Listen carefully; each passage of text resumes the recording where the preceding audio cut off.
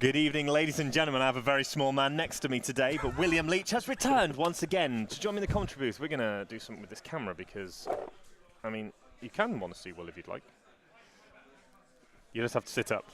Sit up proud like hurts. Me. John Partridge, William Leach. We are here with Monday Night Pauper from Darksphere in London. We have our first players ready to go. We're going to give the thumbs up. We're going to send it down to the feat match area. We have Affinity versus Elves, but Elves with a twist. Now, you haven't seen this one, so I'm going to get to do this one. He has one copy of Untitled Chapter. Ooh. The 8-mana... Yeah, Annihilator card. Ooh. I like Annihilator cards. It's pretty nice. I like cards that says your opponent can't have a field. So, going to see a Llanowar Elves to start here from Filippo, and we have a Springleaf Drum, and we have a Seat of the Synod, a Dark Steel Citadel here for Alexander and his Affinity deck. See if he can play anything this turn. Looks like a Prophetic Prism will be his first play of the game. Our judge just happily reminding players that they do have to abide by the rules of lands behind spells, as difficult as it is for some people. Oh yeah, that's only a feature match. Oh yes, feature match. Yep, you can have your lands in front of your spells in normal games, just not in my feature match area. Yeah, the ruling is if you're on camera. Yeah, which I think is hilarious. It's brilliant. It's definitely interesting for those people who are not, say, used to it. For example, so we're going to see a. Oh, here's one of them. What's the green artifact land, Mr. Leach? First test of the day. I fail. It's good. Okay. See, what we could do is we could see if the chat gets there first, which it normally does, because that is how life works. Time to play the good old classic game of chat versus John. Yeah, well, chat normally wins, so I don't really mind that much. Chat's definitely much better than I am. We're going to see the players in their opening few turns just deciding what they want to do.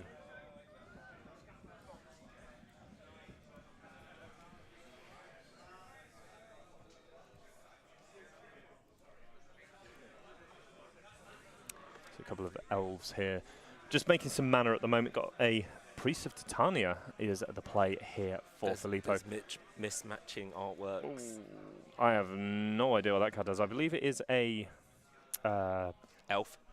That is an elf as well. I'm gonna do heavy. Oh, the challenge has begun. I'm gonna go find out what that card's called. This will be interesting. No idea. You talk about Affinity. Chat versus John. Okay, so I love Affinity.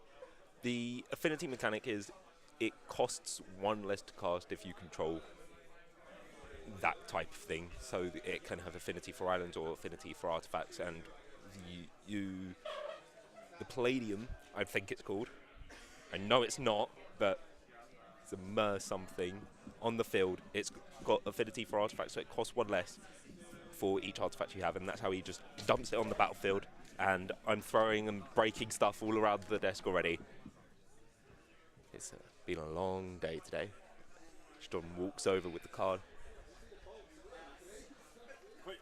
The question for Will already is, does he know what the blue card is? No, I just said I didn't. Oh. I know what the red card is. What's the red card? Atog. Atog. Atog. Atog. Atog. Atog. It is a Tog. It's a Homba Soverguard. No, it's a Somber Hoverguard. So it's Affinity for artifacts. Well, I guess that bit. So we're going to see. I guess that bit when he didn't tap any mana and just went.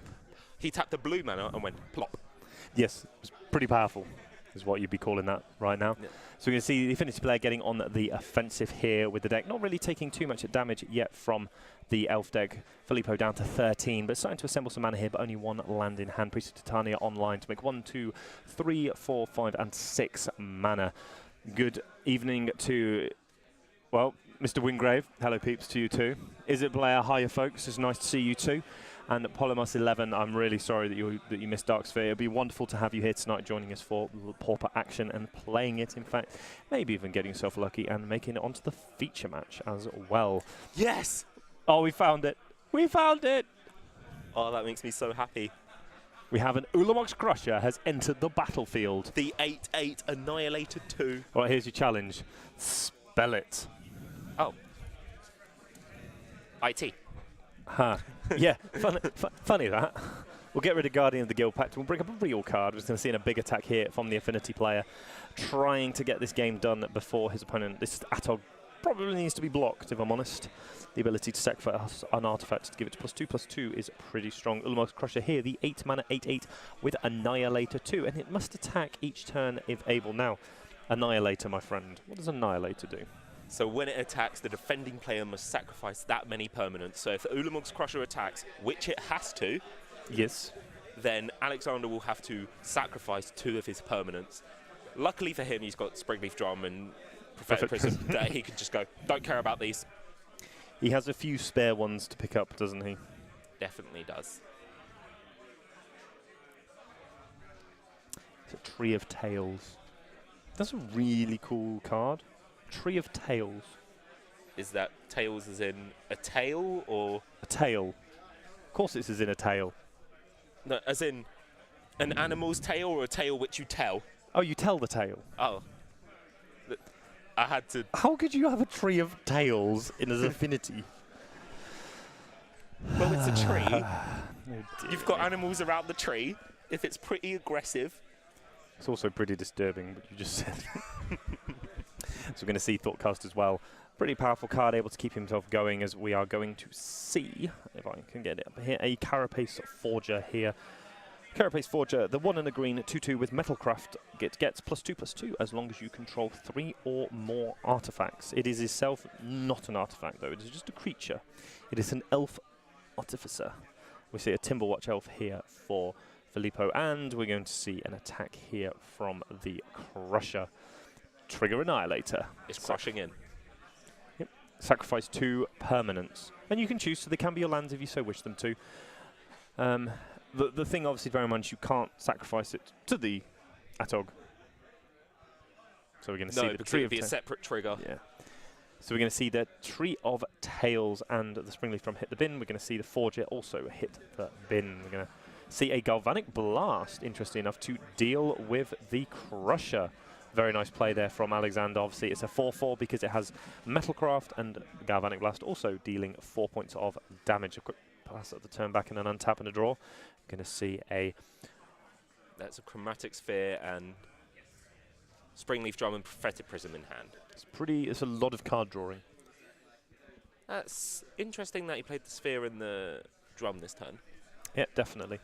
Well, my mentality is, wouldn't you play the Prophetic Prism, because if you draw another Affinity thing that you could just slam down. Yes. Or a land, and then make mana of the Prophetic Prism to make the Sphere. That's also true. Definite options that could be seeing play. And then you saw all of the elves just chump. Yep, got to get in the way. I would not like to die today. Filippo is on 6 already. I know, he's pretty low at the moment. Is that a Well-Wisher? I think that's Yeah. a Well-Wisher. That's a nice one to have at this stage. I just mentioned your life total being low, and then you draw the Well-Wisher. It is a pretty nice thing to have access to.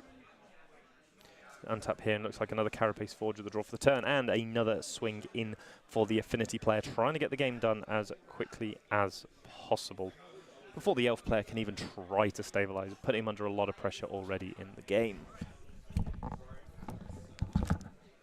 Ajdon leaves the table. No warning.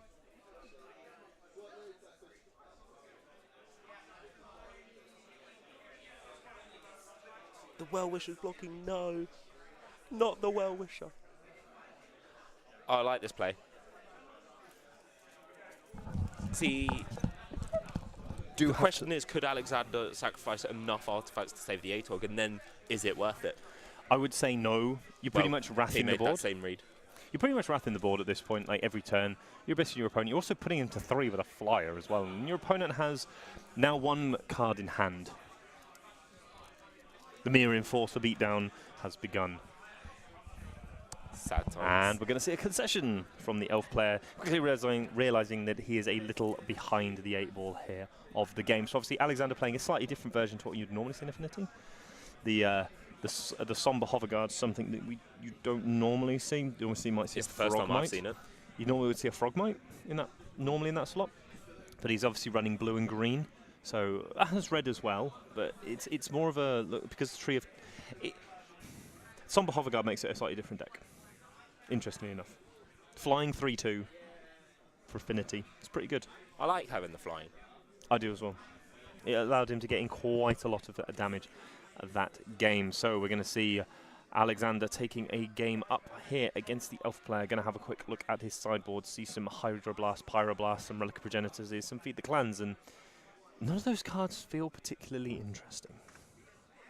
But those 4 Electricaries do. Now that, on the other hand, feels like a very good card. Those 4 Electricaries, just overload that, say bye to Filippo's board.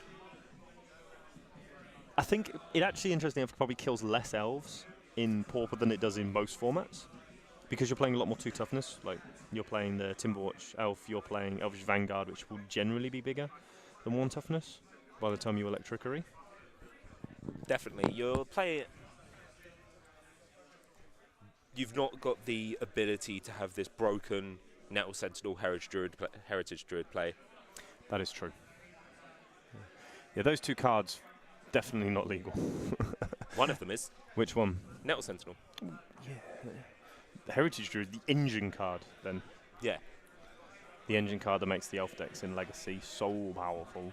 And even modern to an extent as well. Just not looking at quite the same thing. No Glimpse of Nature, fortunately.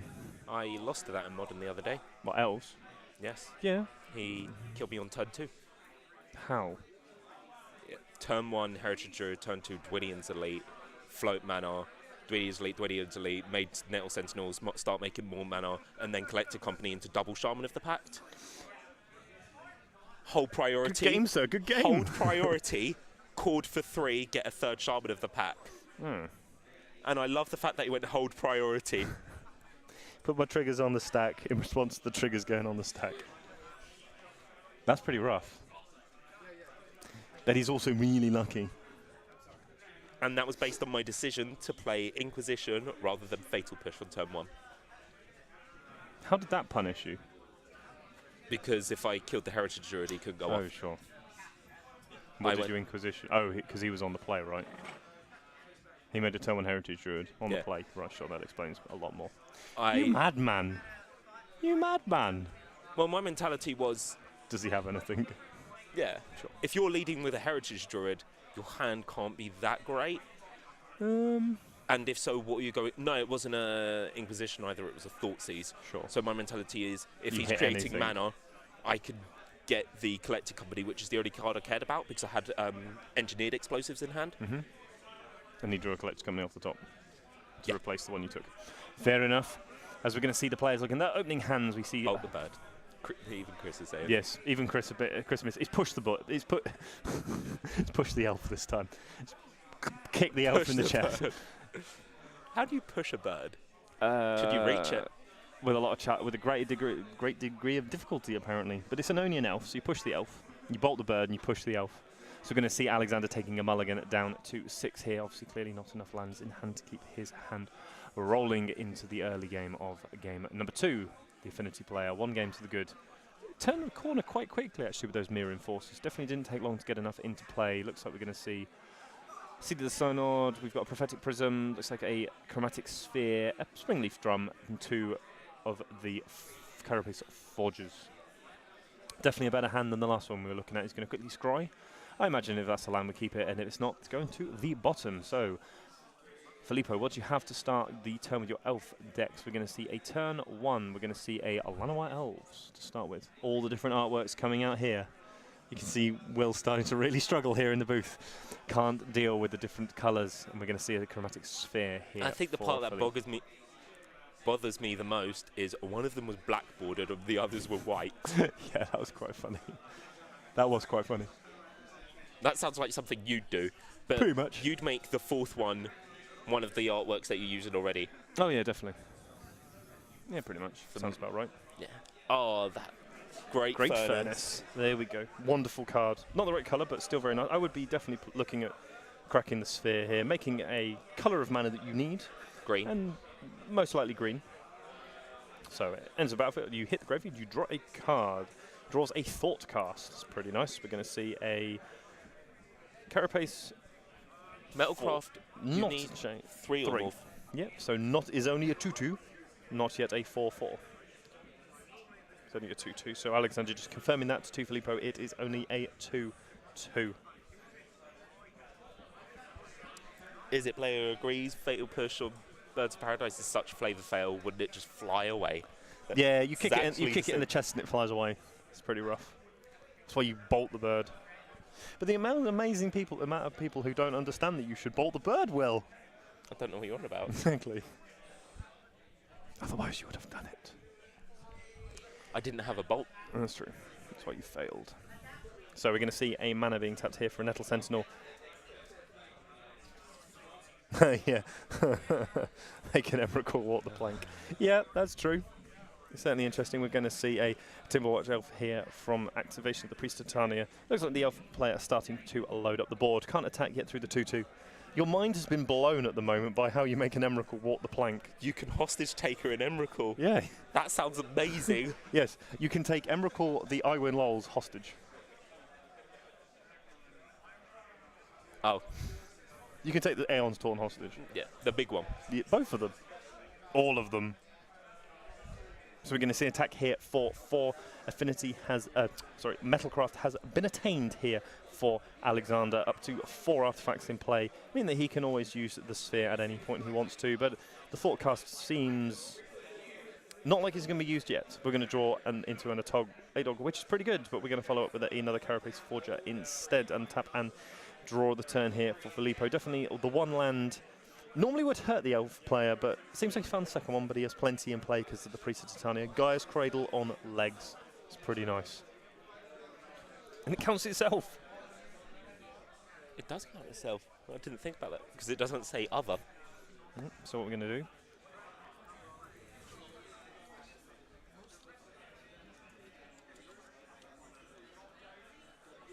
I think that's how you spell it.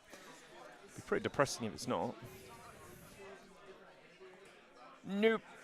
Not how you spell it.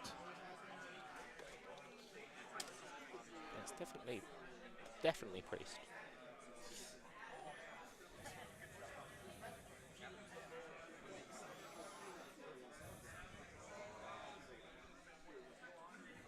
Oh, it's I before E. Except after C.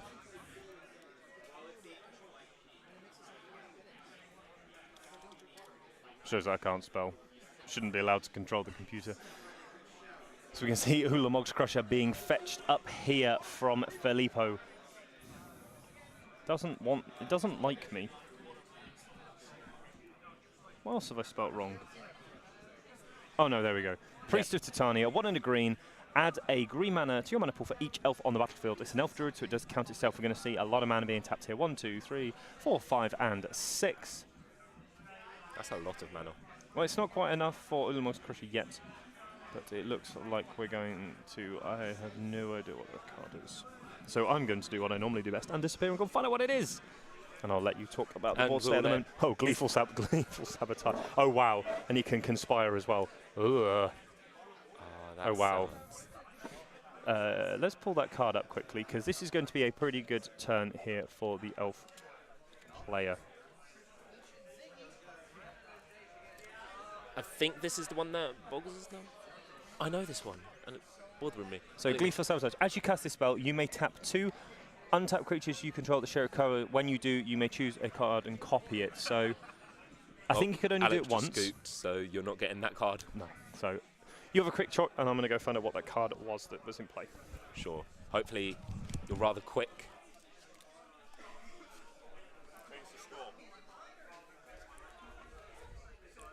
Score's changing.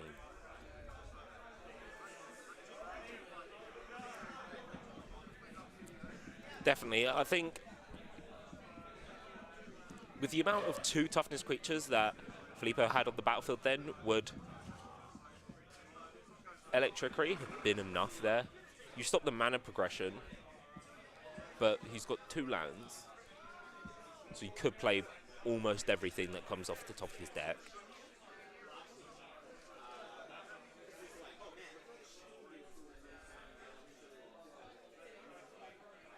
I'm just checking the size of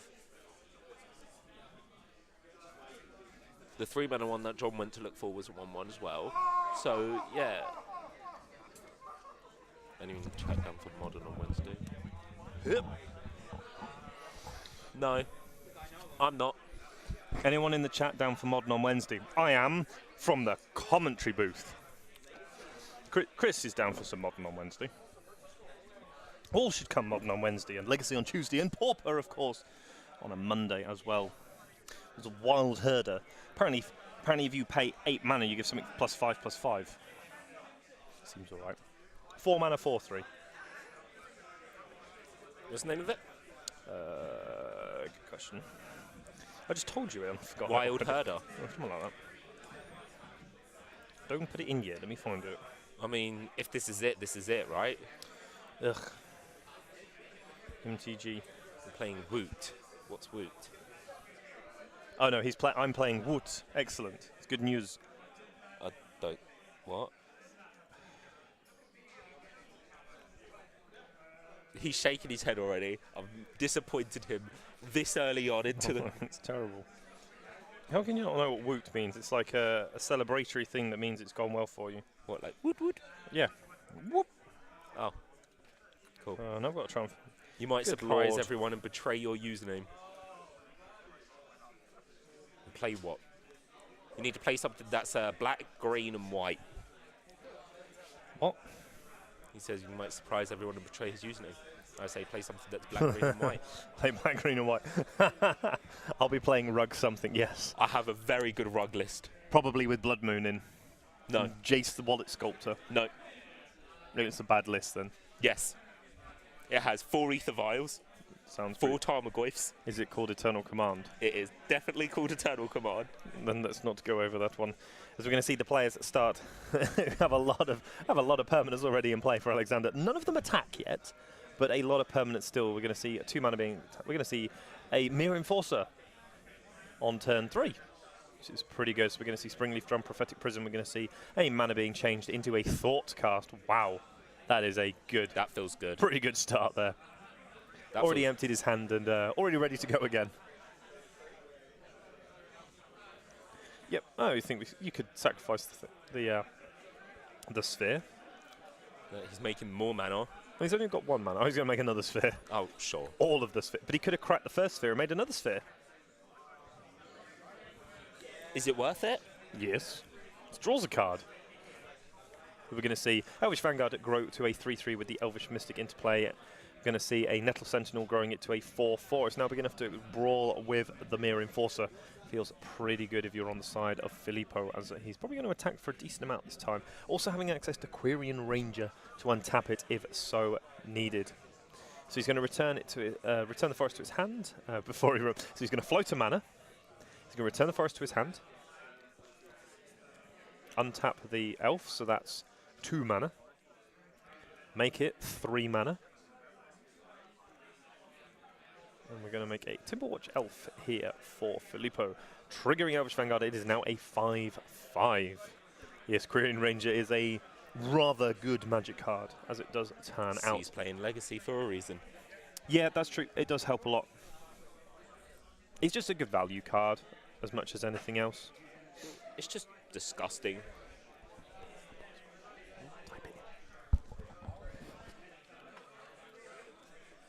Quirion Ranger. This one. Hey, there we go. Green, 1/1. I can spell. It's a green mana 1/1. Return a forest you control to its owner's hand. Untap target creature. Use this ability only once each turn. So it can also be used in your opponent's turn when they attack you with a 4/4. You can untap your 5/5. Block. The question is, the issue is he's still at 20, so you can probably take the hit. Because if your opponent has Electricity, you do get a little bit punished for it. For taking the aggressive line. Definitely. And you're at 20 life still. There's also the matter of if he has Electricity, how much dead would are that you? hurt? Yeah. Nettle Sentinel survives. The Timberwatch Elf survives. The Elvish Vanguard survives. yeah, so you're just hitting the mana docks. By this point, do you care? I think there's still a risk to it.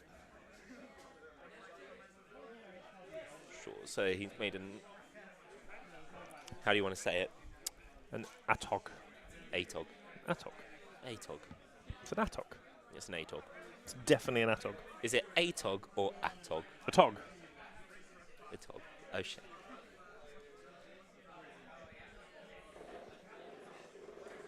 That's huge. Do these decks play Fling? I imagine they do. What? The Affinity decks. Yeah. Some versions do. Do you know if Alexander does? No. Because surely Fling is lethal now. Yeah, I'm fairly sure it's a pretty good target to be flung at your opponent. He has 9 artifacts on the field. It's pretty good. If my math is right, 1, 2, 3, 4. No, 8. I can't count. That is also that's true. Still a good amount. So we can see another mana being made. Fling, strike, battle rage, or a mix. Yeah, those sort of effects. Because then you go, I win. Just roll on the table.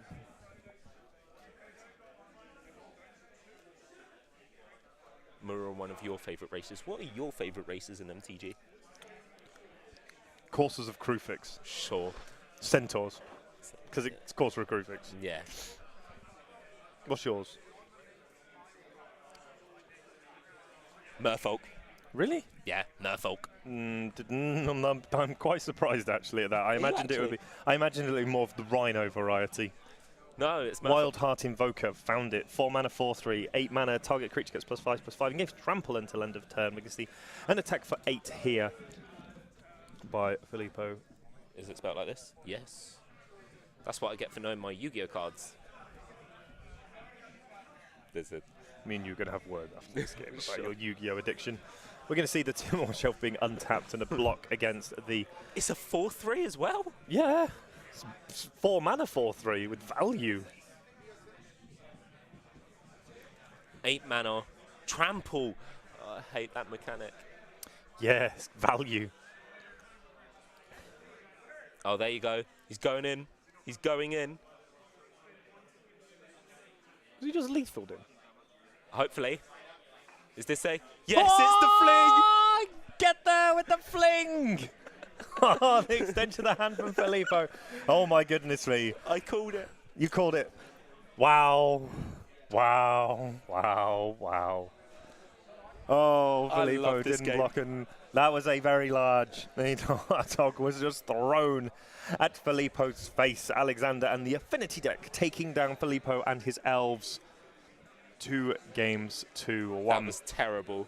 I'm going to bring it back to the feature match area. We'll have to Why sit am up I again. so low? Because you're small, that's why. No, but seriously. No, but seriously, what? I don't know. The camera's at a weird angle tonight. It's slightly. Oh, I see it. Yeah. Slightly. Yeah. Wow, that was That was great. that one hurt here. That one hurt from over here. That the fling to win. Definitely one way of doing it. Very impressive take of the game there, and I think maybe a bit more of a steal as much as anything. I definitely did not see that one coming. That one felt like a little bit stolen, and I think Filippo might think that way as well, because that is like a card that you I don't know, maybe you should can't expect. really play around it. You could have blocked. How do you block a fling? Well, I don't know, because he was at 20 life before he took the chunk. But you even said, like, during those plays, you get punished by electricity. Oh yeah, of course. So you have to make the assessment of... So, in my opinion, he was just dead to electricity anyway. It hurt him too much. Probably yes. So it's one of those cards. It's easier to play around the fling than it is the electricity. That's true. I can see that. That is also true. But I thought... Both those cards slightly out of left field, throwing the Atog across I also the field. thought the affinity lists played less flings and those effects than they did the 4 electricity inside. Yes. But we saw 0 copies of Electricity, and we saw 1 copy of Fling, but what the Fling did was enough. It certainly was to take down that game. Now, obviously, one of the things that we do like to look at each week, because obviously we don't know as much as others, we're going to go to the illustrious website, Vintage Goldfish. What we're going to do is we're going to click on... That is not what I expect to see at the top of the modern meta game. We're going to click on the Pauper format. That... And we are going to see, at the very top, is it Delver? It is. It is. Cold Boris and 5-colour Tron. So 5-colour Tron has worked its way back up from the 6th position that it was in last week. And I reckon by the end of today that will have already changed as well. The most popular deck in Pauper having a 9.4% of the metagame. I love that deck. Diverse formats, I do believe. And obviously it is... It depends if it's the Scred version. I think it is. I was looking at it earlier. I think it is. Yep, Scred version. Yep. I like the Scred version because it allows you to deal with Gomag Angler really easily, which is pretty good. And we're going to see the likes of Mono Blue Delver, Blue Black Control with Preordains, Counter Spells, and Gomag Anglers. I like it as well because good what deck. other removal spells are you going to play? That is true. Oh, wow. Oh, my goodness. That card had Dinrover Horror. Hold on. I can remember what this does. I love that card. It's a 6-mana 4/4. Yeah. When What can you remember what colours it is? Blue and black. Oh, fine. 4 blue, black, sure. 4 blue, black, 4/4. Okay, what does it do? When it enters the battlefield, I think it bounces something, Okay, you're halfway there. and then they discard a card. Return target permanent to its owner's hand, Yeah. and then that player discards a card. Yeah. So it was really good because Sign me late up. game when Sign me you're up. top decking anyway, you just go kill it Yeah, it's like a removal spell. on anything, and Oh. you get a 4/4. Build this deck. This deck looks sweet. Value. I'm not so sure about the main deck dispels, but I like the rest of it. Remember how I said You could drop the dispels and you could play Gush.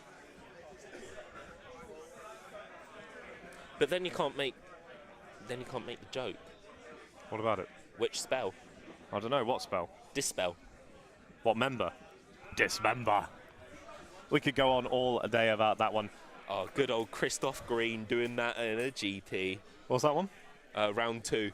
I went dismember and he went, not round 2, day 2. I dismembered something and he went, sorry, which member? Oh, no. Oh, it's glorious. And then I drew my proxy card and I played it and I said, I have to tell you the story now of how I'm an idiot, and showed him the Thoughtseize.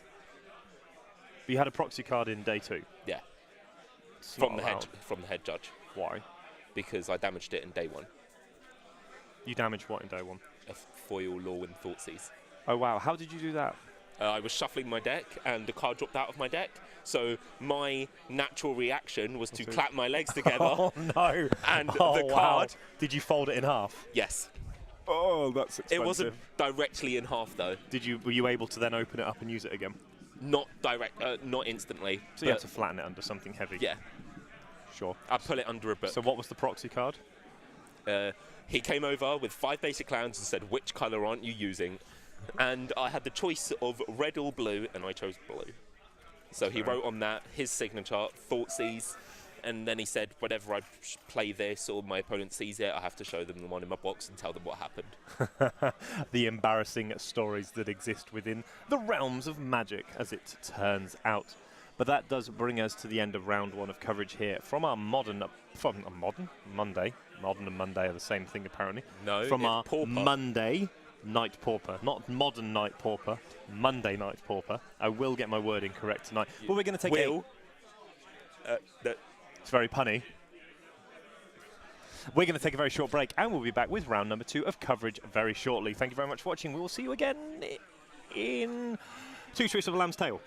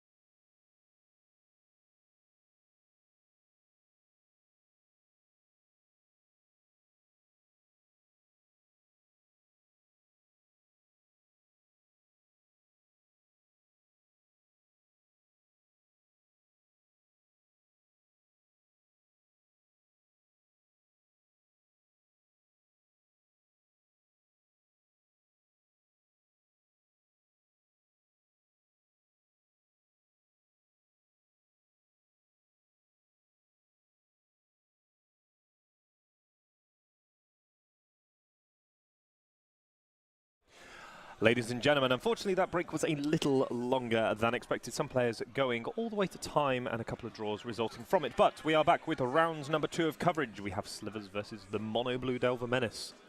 And some affinity for islands apparently in this matchup. So, you're going to send it down to the feature match area, give the players the old big thumbs up. Judge! You guys heard that, right? Best way of getting hold of it, any shout judge, instant response. So, Look, you Tommy, need to put your hand up. oh, dearie me. So, I actually haven't had a chance to. There needs to be an S. No, it doesn't. I know, I just felt like saying it.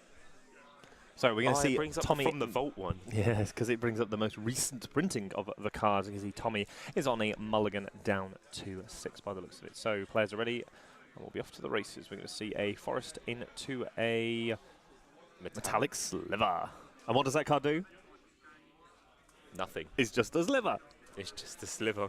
I see Delver of Secrets on turn 1 for Tommy. Very pretty island there for the unstable sets. We can see a pass back of the turn. Does not look like Emil has a second land, but he does have a virulent sliver to start. We can see an attack with a metallic sliver and 1 poisonous counter and 1 life. Tommy's tax for the turn. Yeah, sorry. Oh, that's beautiful. It's very nice, isn't it? So shuffle the deck along slightly so we've got a little bit of a better view. Unfortunately, no second land for Emil. And we're going to see an untapped trigger the Delver. Does it flip? No, the Delver does not look like there was an island drawn instead. You can see an island here. And a pass back of the turn. No attack.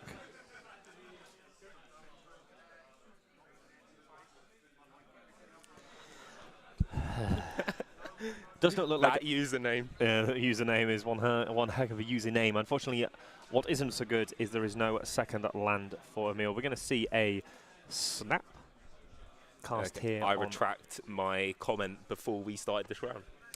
Pretty good. So you guys didn't hear it. I said to John before we started, and I said, when he tells me it's Slivers versus Mono Blue Delver, I'm just like, Slivers wins, right? Wow, that was a pretty good turn. So we either snap to return the card, and then it was countered by Still doesn't flip. counter spell. Still no flip, but then he hasn't really cast a cantrip to set it up yet. No ponders yet for Tommy. We're going to see an attack for 1 here. Now he can get on the beat down. Not worried about the poisonous counters anymore. Still at a healthy 18 life. We're going to see another Delver of Secrets the play for the turn. No third land, and still no second land for Emil. Which does tell me that Tommy's hand is pretty gas at the moment. Feels so bad. I'd love for him to just rip a blades off the top and go, Lord, Lord, Lord, Lord, Lord, Yeah. dead. Just go, and you're gone. So we're going to see a third island here. No flip of the Delvers. Still just 1/1. The humble beatdown continues. And we're going to see a Ninja of the Deep Powers, however, setting up another card draw here for Tommy, and maybe the replaying of the Delver of Secrets. It is the line of play. I love the snap counter spell. Yeah, it was pretty good. He's now found a second land, so it means that we can actually start playing cards. We'll probably see a Spinneret Sliver, interesting enough. So it does make a 2/2 reach creature, so all of them can block as though they had reach. But there are only 2/2s, and see if these Delvers are able to flip. This would be the... Yeah! We found a flip. We see both Delver of Secrets transforming into the Insectile Aberrations. Very nice. Very nice alternate tokens here from Tommy with the deck. Ponder, a pretty good draw here in itself. It's the Lorwyn Ponder as well, the good one. Looks so good. What's your favourite artwork for Ponder? Do you prefer the Lorwyn one, or do you prefer the one with the 3 spheres above his head? The hand. 11 one, yeah? Yeah, I'd much prefer that one. We could go through this for ages over what sort of things we enjoy. So much fun. I love the fact that we have completely opposite views as well. Yeah, that is quite enjoyable as well. Definitely a more interesting facets of our commentary here. So you see this mutagenic growth, so you can blatantly tell what's happening. Oh. Punished. Oh. Countered by the Spell Stutter sprite. Punished? Question Somewhat. mark? Punished, question mark. Does he have another mutagenic? Oh, man. He does. Oh, hello. Oh, gonna kill the ninja. Ninja down. We don't have another Spell Stutter, but it does counter that one, so those will trade. It is a 4/4 for. It's 3 cards. It's a 3 for 2. Delver down, Ninja down. Delver in though, dealing 3 points of damage, and we're going to see a Ponder, a very fishy Ponder here from Tommy. Do you like that one? Do you like that one? Fishy Ponder? I get it. Good. Excellent. I get it. Because it's got a merfolk on it. I get it. You don't have to keep nudging me. I'm not going to lie, Tommy is hiding these cards dramatically well from the camera. He's doing it on purpose. 100%. 100%. He's going to You draw. see Emil holding up, saying, "This is my hand, guys. I've got these lead the stampedes." And turn it down a bit. You don't need to be that loud. They can probably hear you when you start shouting like that. Get excited, but just control yourself. We've had that problem before, haven't we? Yes, we have. Control yourself. But inner peace. So inner the control peace. player here is Tommy. Tommy, definitely the control deck. 100% Definitely. the control deck. I love the mono blue Delver deck. I prefer it to the blue red version. I prefer playing it to the blue red version. I think the blue red version is better, but I feel like the mono blue version is more fun. It's more dirtly. And that will see the concession from Emil, not able to find another way of blocking the Flyers. The 2/4 sealing the deal alongside the Delver of Secrets. So onto the sideboards then. I think the difference for Emil this time is he'd like to draw some lands. Sure. I am sure. I'm thinking about these sideboards. Okay, there was a card in there which I could not tell you what it was. I imagine the things like Journey to Nowhere seem pretty good. The Delver deck doesn't play that many threats. It depends, because there are versions which have been dropping on those. I must say, it is possibly the greatest wording for a rule in the world. Affinity for islands. Name of it is Spire Golem, correct? Yes. It is a beautiful, beautiful wording of a rule. Affinity for islands. This Flavor spell text. costs The longer it one less to soars cast above for each island you control. it's great. See, 4 islands. It's a 2-mana 2/4. Yeah. It encourages you to play islands. The longer it soars above the shimmering swirls of the Quicksilver Sea, the more it adopts the unpredictability. Flavor text not quite as good as the rules text. the affinity for islands. What's your favourite flavor text on a card? Everybody but me, charge. What's that? Is that not what card's that? It's one of the goblins. I've got it saved on my phone so I can bring it up later, but the flavor text is everybody but me, charge, and charge is in big capital letters, and there's like 3 A's, and it's great. Yeah. Because it shows how cowardly the goblins actually are. Definitely one of those ones. What's your favourite flavor text? When nature calls, run. Do you not know? No, I don't know what card it is. Modern. That's 6 mana. Green. Makes land Primeval. Primeval Titan. When nature calls, run. And run is in non-italics. So you know all their flavor text in italics. They've unitalics run. That's hilarious. Or greatness at any cost is obviously the old reliable fallback if needed. You know which one? Please tell me you know which card that's from. No. Greatness at any cost. I know what it is. I should know what it is. I feel like it's supposed to be something like ad nauseum or something. Oh my goodness. Greatness at any cost. No. I know it. What do you play a 4 of in your Abzan deck? It's 1 and a black mana and a 2. Oh, it's Bob. Yeah, Dark Confidant. Greatness at any cost. So we're going to see a Fairy Miscreant the turn There and we go. the That's the goblin. Half-Heart. Ib Half-Heart. Go on, pull it up then. Let's see. Okay. I'm just going to... Ib Half-Heart Goblet. Copy and paste it from the chat. Thank you, Donald K. Magic, for that. We're going to see Metallic Sliver and the Plated Sliver here. Attack for a solitary 1. Tommy going to drop it down to the grand total of 19. See the second island here. Ib Half-Heart, Goblin Tactician. Everyone but me, charge. It's a rare, can't play it. Got to get rid of it. Not allowed. Not allowed in this one. What we can look at, though, is the...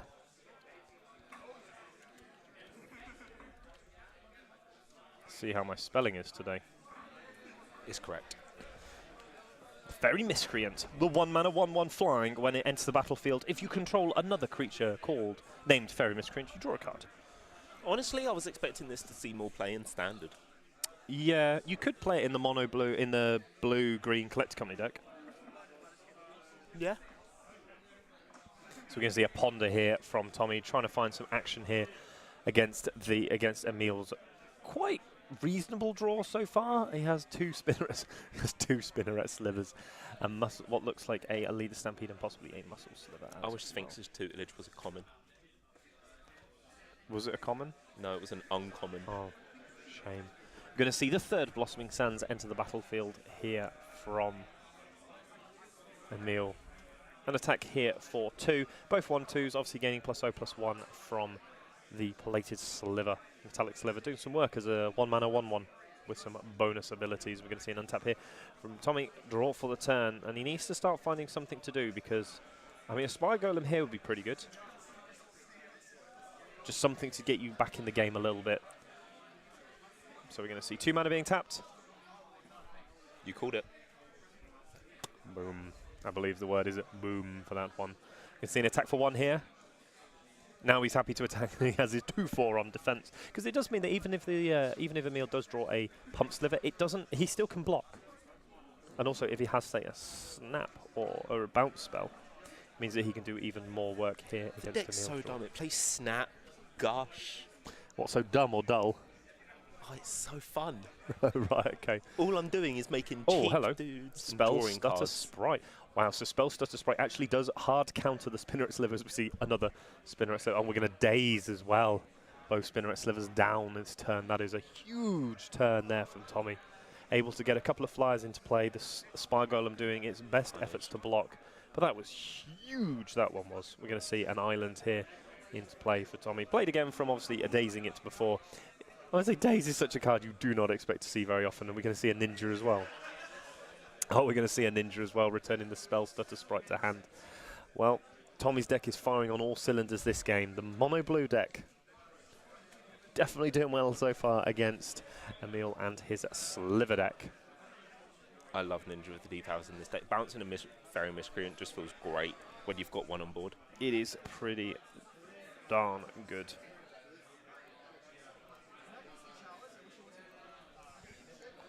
Before Bossman tells us stuff. Before Bossman tells us off. So Sidewinder Sliver, Lead the Stampede, Muscle Sliver, and Sinew Sliver in hand. So we can definitely set something up. It's going to get countered. This feels... I can see countering this. Or does it matter that much, is a question. I still think you can counter it. So, my mentality is, you're obviously leading with this to bait the counter spell. I mean, if you're not countered the first one, this one, you're going, I would counter. Definitely. Yep. Easy Spell Stutter Sprite dealing with the Sidewinder Sliver. And there's probably more effects of +1/+1 to your Slivers than there are of Sidewinder Sliver, which can be quite difficult to block against if you ever do get to that stage. So it does shrink your Spire Golem, which obviously makes it a little bit more difficult to block. So we're going to see Tommy's full grip of cards still, thanks to Ninja of the Deep Powers replacing itself with a card to hand. Spell Stutter Sprite countering 2 spells so far this game. I'm currently surprised that he didn't count the Sinew Sliver instead. Like the Sinew Sliver? Yeah. It's a Lord. Yeah, it is a Lord. I always feel in these type of matchups, you just always hit a Lord if you can. Okay, I can see that.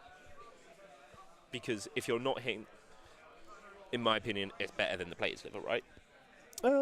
Yeah, I would agree. Sidewinder is better than Sidewinder as well. We're going to see another Spire Golem here from Tommy.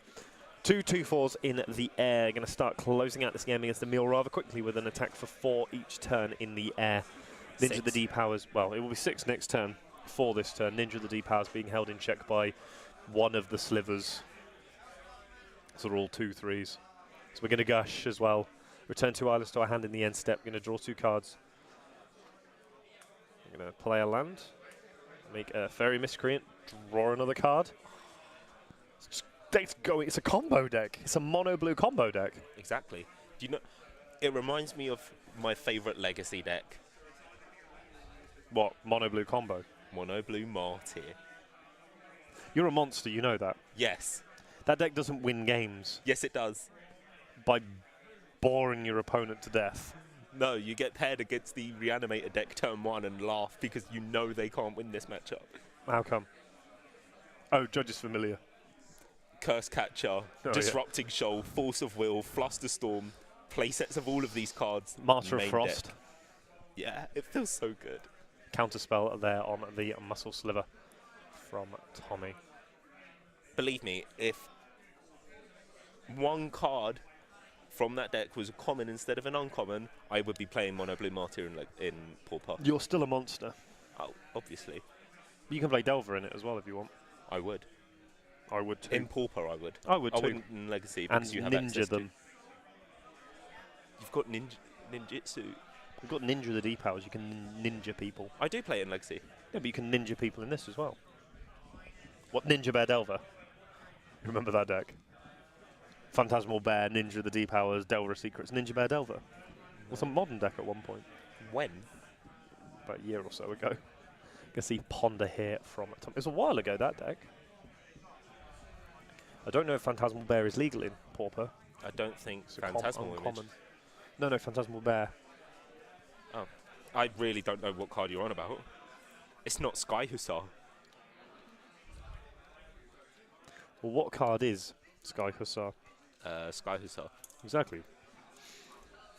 Phantasmal Bear.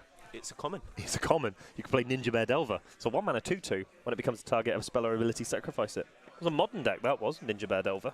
Was it really? Yep. I'm going to Google this when I go home and build a Pauper version for them.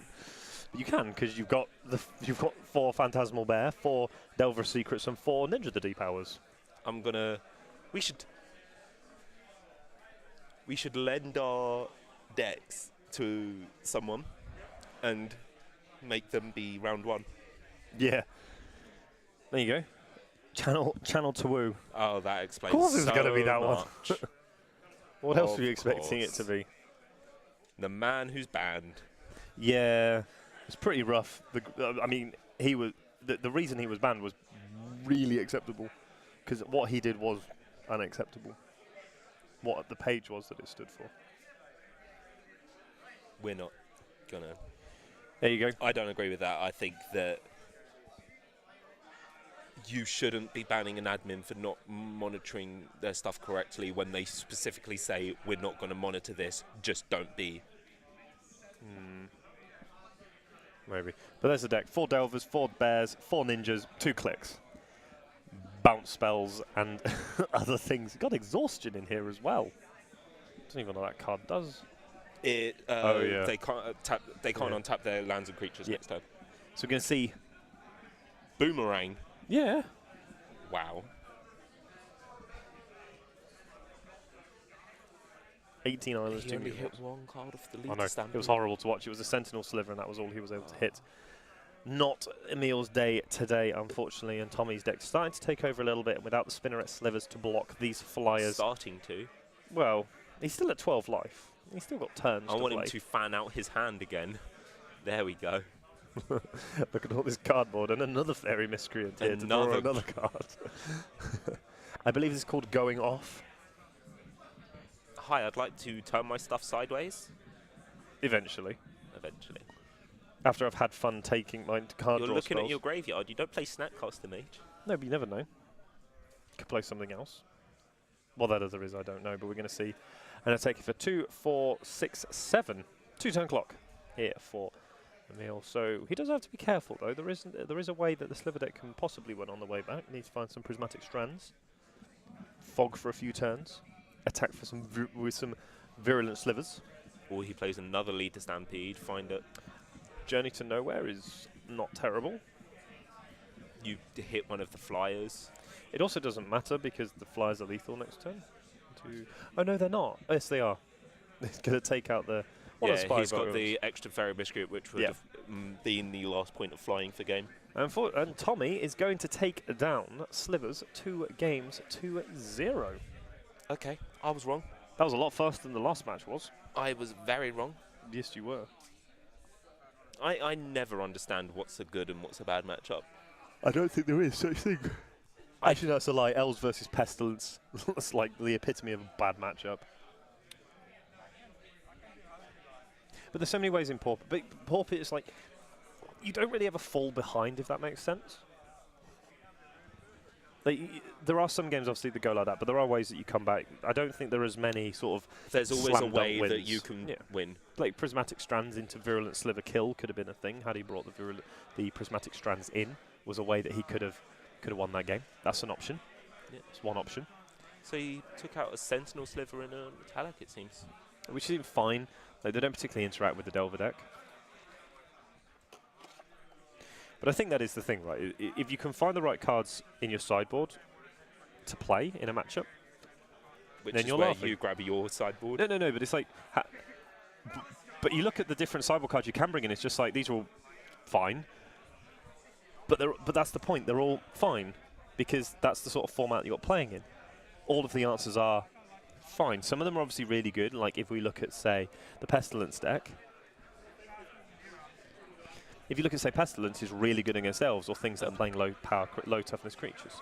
John, I'm going to state a thing about your sideboard that is missing. What? The blue curse. Oh yeah, I know, I forgot to put it in.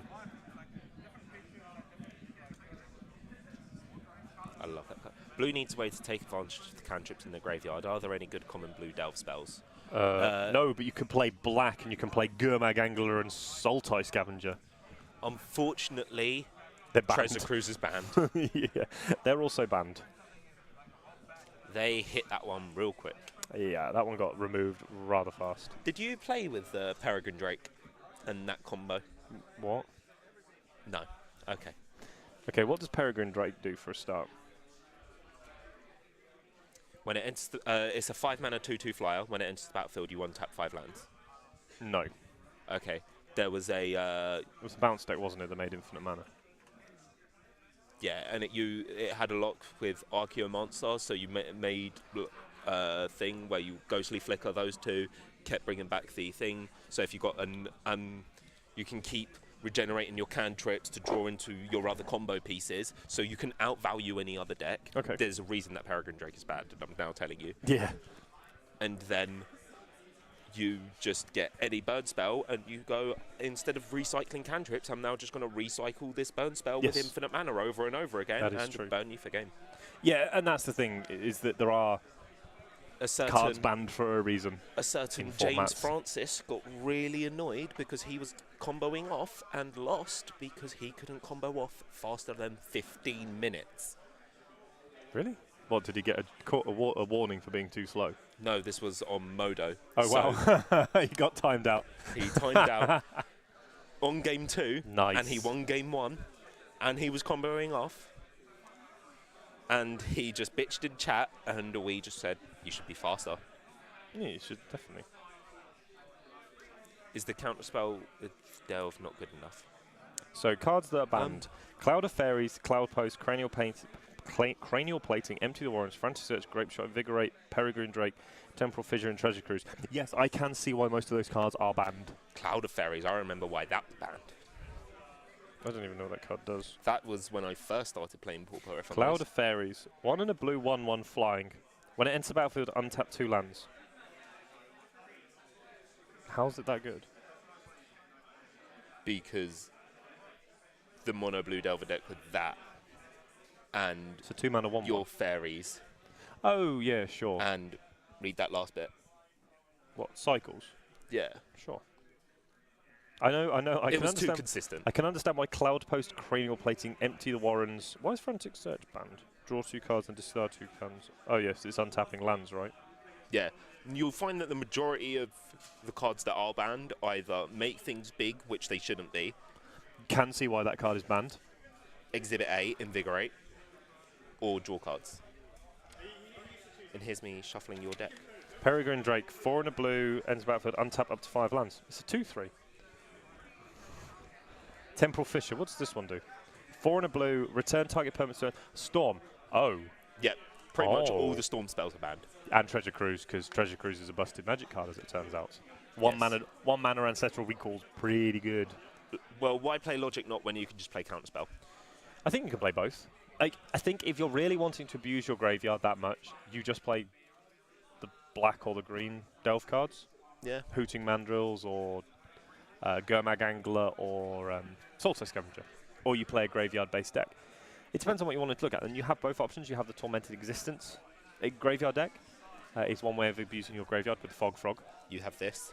You have a graveyard deck that focuses very much on that. So you're playing like Thought Scour as your cantrip spell because it fills your graveyard. You're playing things like Forbidden Alchemy. That's another way. Then you get to play 4 Gurmag Anglers and stuff like that. That's one way of abusing your graveyard. But then the other option is that you don't use your graveyard at all and you play... Accumulate advantage some other way. You accumulate advantage through, for example, Gush, or through having bigger creatures, or the Fairy Miscreants, or just value Sees like a little that. play, but normally deprive his counter spells. Yeah. 5 to 6. 6 to 6. Counterspell 6 to 6. Most Yeah, I mono can see blue why devils Deprive go is. past the 4 counter spells, run Deprive every Yeah. So I can see both. I can see arguments for both of them. I think Deprive might just be better because you can cast it straight away. If there's something I really think that's more problematic. the problem with...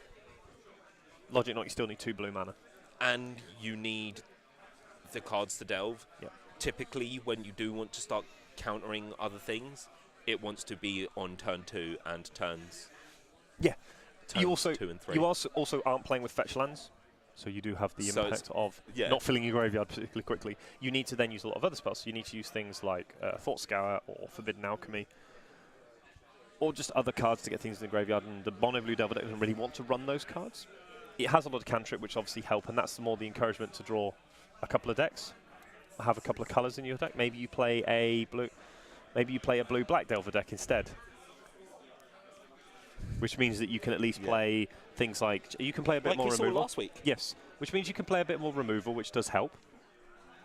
We saw that player playing Mana Leak as their Oh, counter yeah. spells. I still don't think that is necessarily the correct counterspell to play. Over Well, there was a just lot of counterspell. arguments for it that we could talk about. For instance, One of the blue. Yeah, one of the blue was the main one. I still think counterspell's just better. But again, you have to have double blue. And He did interesting play enough, counterspell. They were counterspells 5 and 6. in the blue-black deck, it's actually sometimes quite hard to have double blue because you also, if you're playing, say, Gaia's Verdict, you're wanting to have double black. So you need like double Dismal Backwater. Or you need to have gone sort of island into Demir Aqueduct or something to get the dual lands. And just having the dual lands is so good in those decks. Or you play Evolving Wilds. I mean, if I had the option, I'd play Evolving Wilds because it's a Delve card, which is obviously good for that. It gives you a pseudo fetch land in itself. And I think the way Pauper works is actually you could just play any of them. It really doesn't matter. Yeah, Although that's another very good comment. Yep. Logic Knight is really bad versus Tron, which is very popular. Yep. And the non-Delver decks that run a lot of counterspells like to rebuy the gain lifelands. yes, You mentioned earlier Tron is the third. yes. Tron is the so it's Izzet Delver. So it's blue red Delver It is. called Orthoboros, 5-color Tron. And obviously, that's just of those archetypes. Once you go further down the list, you'll find more decks that are those decks, but in different colours, because that's how Goldfish works. Let's just bear it in mind in this way. The most popular deck is 9% of the online metagame. 9% is ridiculously low for a Magic format that is reasonably competitive as well when you look on the surface, and there are lots of decks that you can play. I mean, if we look at it, so Izzet Delver's 9.4, called Orthoboros again 9.4, 5-color Tron 8.1, 6% for Mono Blue Delver, Blue Black is 5%, Affinity's 3.8, Elves is 3.8, Mono White 3.4. If you then compare it to, say, the other formats, whereas you look at Legacy where your best deck's 15% of the metagame, or you look at Standard where your best deck is actually less, 7% of the metagame. Let's move past Standard. Or if you go to Modern where you're looking at even 5%. Magic right now has many really diverse formats. Legacy being the slight exception because the Grixis fair, the Delverus fair decks are quite popular at the moment, more so than the combo decks. That's mostly true in the US. Europe has a far different metagame than the US. We like our death and taxes. We love our grindy deck. Yeah, we do. But in terms of Pauper, you can play anything, and that's part of the point we're trying to always make. Is actually someone could walk up and say, "What Delver?" Actually, it's an interesting one. Someone walks up and said, "Oh, what do you want to play with?" I don't know. What do you have? Well, I have these 5-6 different decks. which one do you want to play? Yeah. That's the best bit. And another one, if someone came up to me and said, oh, what deck do you think I should start with? Well, what do you want to play with? Mid-range control, aggro, combo, mid-control. Again, there's so many different options that you can play. You're not restricted to say, oh, if you want to do this, you must play this. If you want to play mid-range deck, you can play Kuldotha, you could play Presence of Gond, you could play Stompy if you really wanted to. It's like mid-range-ish decks, aggro mid-range. Yeah. Gets bigger than most things, and it doesn't kill. It can kill really quickly, and sometimes it doesn't. Or you can play sort of your more control-ish decks, like your Delver decks, or your mono-black deck. Or your blue-black deck. Or blue-black, depending on what you want to choose. If you want to play aggro, you just play Burn, or red deck wins. There are so many different versions. Elves. Or Elves. Or Slivers. There's too many decks. There are, and I mean, we've seen 4 different decks on cam already. And today. They all feel really cool. And it's one of the benefits. So if anyone ever says to you, well, what deck should you play in Pauper? Say, no. It depends what I'm feeling like. If also someone says your deck's bad in Pauper, you should say that's a lie because there is no bad deck in Pauper. Well, there probably is, but you'd have to go way down the list of Pauper decks. You'd have to go to the person playing Irish and Cleric instead of the... But no, Irish and Cleric's fine. It's really good against some decks. But it's a strictly worse launch. It's good in the mirror. It blocks Lone Missionary. Lone Missionary blocks Lone Missionary. Yeah, but not profitably. Irish and Cleric blocks profitably. It's a 1-3 and it's a 2-1 for the Lone Missionary. It blocks profitably. I thought... Irish and Clerics is a 1-3. I know this guy played it in Standard. It's a 1-3. It blocked Goblin tokens really well. That's why you didn't play Nyx Fleece Ram. You played that instead because you blocked tokens from the Rabble Master. I played Nyx Fleece Ram because it went with my Archangel of Thune. I was worried you were going to mention that. What? About Archangel of Thune. Oh, I loved that. Do you know what I played in those days? What did you play? 5-colour Slivers. What? Why? Why would you do that? Why would you do that to yourself? Because I just started Magic and... Actually, that does explain a lot. Does explain a lot. I started in Born of the Gods with... You started a set after I did, and I didn't descend to that level of madness. And my first competitive deck was Mono Black Devotion. Typical. The first deck I built was Rakdos Aggro with Exava Rakdos Blood Witch. It was a pretty bad deck. First competitive deck played 4 copies of Fleece Mainline, 4 copies of Experiment 1, 4 copies of Soldier I love that deck. and 4 copies of Advent of the Worm. I loved that deck. It was so good. So good. M15 game day, I played against that deck. Did you lose? No, I beat it. It was the semi-finals of game day. And he put me to 1, and he's got this huge board with like Advent Worms and everything. Garried in for lethal. No, I was playing Slivers. Oh, sure. I said, okay, so my out to this is top deck Gale Rider Sliver. Flip it. Oh. Magic is a fun and interactive game. Oh, we saw that in Modern last weekend. It's like, oh, my opponent's on a no-out, or oh, they drew Team of Battle Rage and won the game. Oh, yeah. Good. Goody. Oh, my opponent's playing Scape Shift or Tron. Oh, yeah, I thought seize them, but can't seize the top of the library. Oh, they found 7 lands. Oh, I died. Oh, I've played that game where I've had no cards in hand and gone, oh, you're dead. Sorry about that. Do you want to know what the most fun was? the rookies. Do you want to know what the most fun was? The format of Blue-White Elixir Control. Remember that format? Playing with Jeff Hoogland's Junk Mid-Range deck. Sure. Went to a games day. Yep. We had 5 rounds of Swiss and it got to top 8. In the 5 rounds of Swiss, I played Blue-White Control, Jund Monsters, and Mono Black Devotion. Okay, so went 5-0 in the Swiss. Got lucky. Went to the quarterfinal. Played against Blue-White Control. Managed to win that one. Went to the semi-final. Played against Blue-White Control. Went to the final and finally lost to Blue-White Control. It's like, what is this? Everyone's playing it. But no. Did he draft it? But if you compare that to obviously this Pauper format, where you can, you probably will never experience that where you go, oh, I've just played the same deck 6 times. You'll never get that. Especially seeing as there's 4 rounds. But even then, even if you went to say someone ran a big Pauper tournament, you might play the same deck twice, if that. And that's if you're really unlucky. Yeah. And even if you do play the same deck, you almost might go and play something different, a different version of the same deck. Like take for example, Blue Black. Okay, there's multiple different versions of blue-black you can play. You can play blue-black mid-range, you can play blue-black control, you can play blue-black delve. When you play delve, you've got mono-blue, you've got blue-red, you've got Scred. Yeah. Scred is it? Is it Scred delver? If you look at Tron, you've got the Derova Horrors Tron deck, but you can also play the... there's a colourless version, there's the 5-colour version, you've got the teamer version. You can play against so many different versions, and yeah, you might play it twice.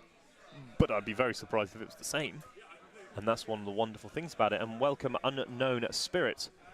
Welcome to the Twitch chat. Twitch channel, Twitch chat, whichever you'd like to prefer it. John Partridge, William Leach. What? It's not unknown. Unknown Spirit. It's uncone. Unknown Spirit. You're a horrible person. It's clearly meant to say Unknown Spirit. They clearly... But John Partridge and this... I'm sorry. This monster beside me, known as William Leach. We're taking you through 4 rounds of Pauper action here from Darksphere in London. We've just completed round number 2. We are just waiting for the last couple of tables to finish. Looks like we've got maybe 1 or 2 matches. The judge is looking across at us very longingly. Your blue-white control was hilarious. No way to win in the main besides Elixir and letting the opponent deck. You had an how would the mirror work? You had an Elspeth. No, RTR. Before Theros. The end of RTR, so Dragon's Base before Theros. It was Resto Angel format. It was Resto Snapcaster though. Okay, I don't know. But I know there was a version, because I like looking back at it, that Unzero. Yes. Chat's with me. Chat is with you, fair enough. There are some monstrous decks that have existed. However, we're going to take a very, very short break. Well, hopefully this one's shorter than the last break we took, which took more like 20 minutes before we managed to get back because of the number of draws. But it looks like there's maybe 1 match still going on the floor. We're going to go and take a quick break. The judge wants to put the results in, and we will see you all back here very shortly.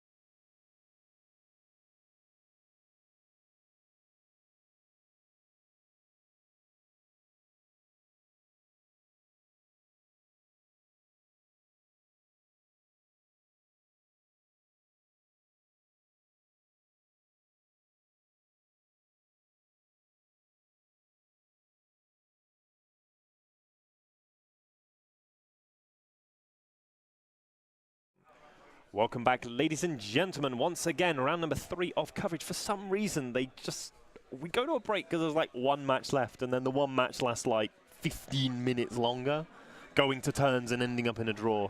I'm fairly sure someone upstairs is looking down on us and disapprovingly looking and going, terrible, terrible Magic commentators deserve to be punished by taking breaks. I've looked at this matchup. I'm not happy. I'm That's punishing very me. happy. That's I'm punishing really happy. me. We're going to send it down to the feature match area, as you saw from the initial screen. We have Tron versus Mono Black. We're going to give the players the thumbs up. I'll be off on game 1. We're going to swamp to start for Robert to draw the turn, finds a Tron piece. We see a Swift Water Cliffs.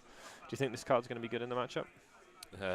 I want you to play 4, and I want them to be all great. And thank you. Chittering rats. We're going to see a Baron Moor being cycled here. We're going to see 2 mana being tapped for a... Is that a Tyrant's Will? No! Dustling Zealot. Oh, same thing. 2 mana, 1/1. Lose a life, draw a card. No, he has a Tron land. I don't like you. It's a tower. It's a tower of power. I hate big mana decks. I hate decks that make a lot of mana and... What, because you play fair Abzan decks, is that why? Yeah, in every format. You play fair decks in every format. That is probably true as well. Even in Vintage, my Vintage deck is fair. Really? Yes. What do you play? Shops? No. I don't know what you play in Vintage. I didn't even know you owned a Vintage deck. Well, what did I show you earlier? Not a lot. You showed me a Grixis Death No, Shadow I'm deck. on about the cards, the power. Oh, you showed me those. Yeah, those colours. I didn't see what Black, colours blue, they and were. green. And I use green Sun Zenith. Oh, nice. It's that fair deck. It's the Leovold control deck. Sure. Leovold is a good card, though. Very good Oof, card. is that a Phyrexian Rager? It certainly is. Phyrexian Rager, we're going to see the Prismatic Lens. Going to see another Swiftwater Cliffs here. I'm so glad you don't have the 3rd Tron land. It'd be pretty good if he did have the Tron lands. He has a tower of power, and a power plant to be going along with. Going to attack here for 3. Zach going to drop down to 17, and another Phyrexian Rager here. Do you want to put that in? Sure. Oh, it's already there for you as well. I know, you treat me. I know. I look after you so well. Oh, we're going to see a Tron land and a Muldrifter. I'm not happy. We found Tron. We've assembled the combo. And we're going to see a Disfigure getting rid of the Muldrifter. So a decent attack here for Robert. The pressure is going to be on Zach to actually do something about the board state as it is. We're going to see an attack for 5 here from Robert. Down to 12 for Zach. And we're going to see 4 mana being tapped. And we're going to delve away for the zombie fish itself, the Gurmag Angler. 4, 5, 6, and 7. We're going to see 3 mana for Pulse of Marasa, get back Muldrifter, gain 6.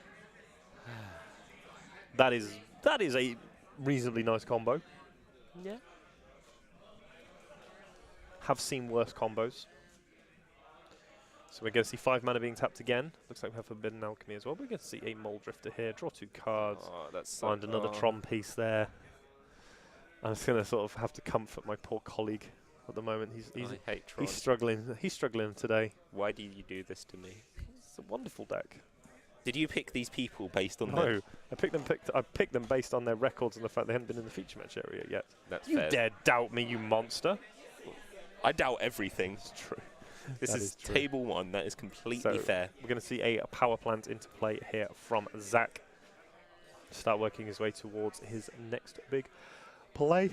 We should have seen table 10. I know what table 10 is playing, and that would have been a fun match. But they would have been 0-0. They haven't won a match yet. Exactly. Is it Blitz isn't fun? It's more fun than Tron. No, it's not. Tron's lovely. I love blue decks. That We know. on Tron. So this must be... Tron must be good for you because it's blue. No, But it's got blue cards in it. but it makes too much mana too quickly. I don't even like playing my ramp spells in EDH. So we're going to see... I believe that is Oubliette. Oh, that card is so expensive. We'll see Forbidden Alchemy here. 2, 3, and 4. Looks like we may have not found what we were looking for. I'm going to take one of the cards though. Show, looks like Prophetic Prism, Tron Land, Expedition map. Expedition map. So Oubliette resolves. Goodbye Muldrifter. and an attack for 10. Yes. It's a pretty substantial attack for That's the a mono 2-turn black clock. deck. And we're going to see another Dusk Allegiant Zealot here. This might get countered. You tell me what that card does. Is that the one we had last week? The one with kicker? Well, it got countered anyway, so it must have been. I assume it is. The one that's counter a spell if it's CMC 2 or less, and Kicker is 4 or counter less. is 4. Yeah. I can't tell you the name of it, but I can tell you what it does. That is the way with most Magic cards. I look at their artwork. I can tell you what they do. It's not what they're named. Yeah, I look at the artwork and I recognise from that. It's easier than recognising by name. It looks like we have a Mystical Teachings here for Zach. Now, I'm not sure what he's looking for, because currently the next attack's lethal, and it doesn't look like he actually has a creature in his hand. Maybe he has a Lightning Bolt, which will help. You can Teachings for Moments Piece. That's true. It's certainly something I'd be interested in looking at. We see Magical Bog in hand. Looks like another Tron piece, another mine. Looks like an Unknown Shore's probably the place he wants to start. Make sure he has all his colours of mana.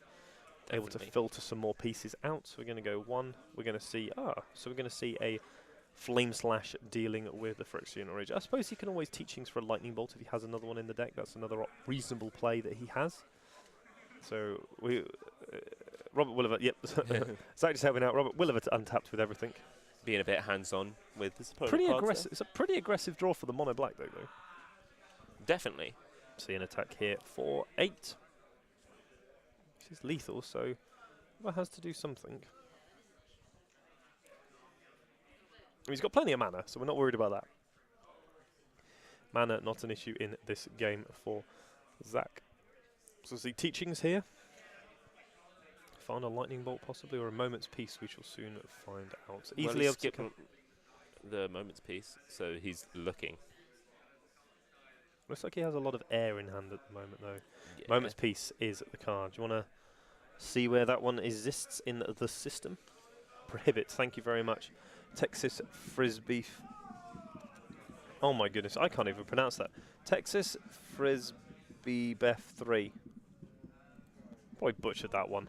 But Moment's Peace, so 2 mana, prevent all combat damage. Oh wow. 1, 2, 3, 4, 5, 6. 1, 2, 3, 4, 5, 6, 7. 1. Tapped out for Moment's Peace and took 7. Wow. It's pretty good. I hope you have another Gary in hand. He has 1 card in hand, 2 cards in hand at the moment. Ooh. Zach definitely not low on cardboard at the moment. Sign and blood your of it opponent. Does a lot. Oh yeah, you've got like that. There are various win conditions. There's loads. It's whether he can find it. He does seem to be running quite low on actual spells. There's a lot of lands in the hand of the Tron player at the moment. There's not an awful lot to do with them.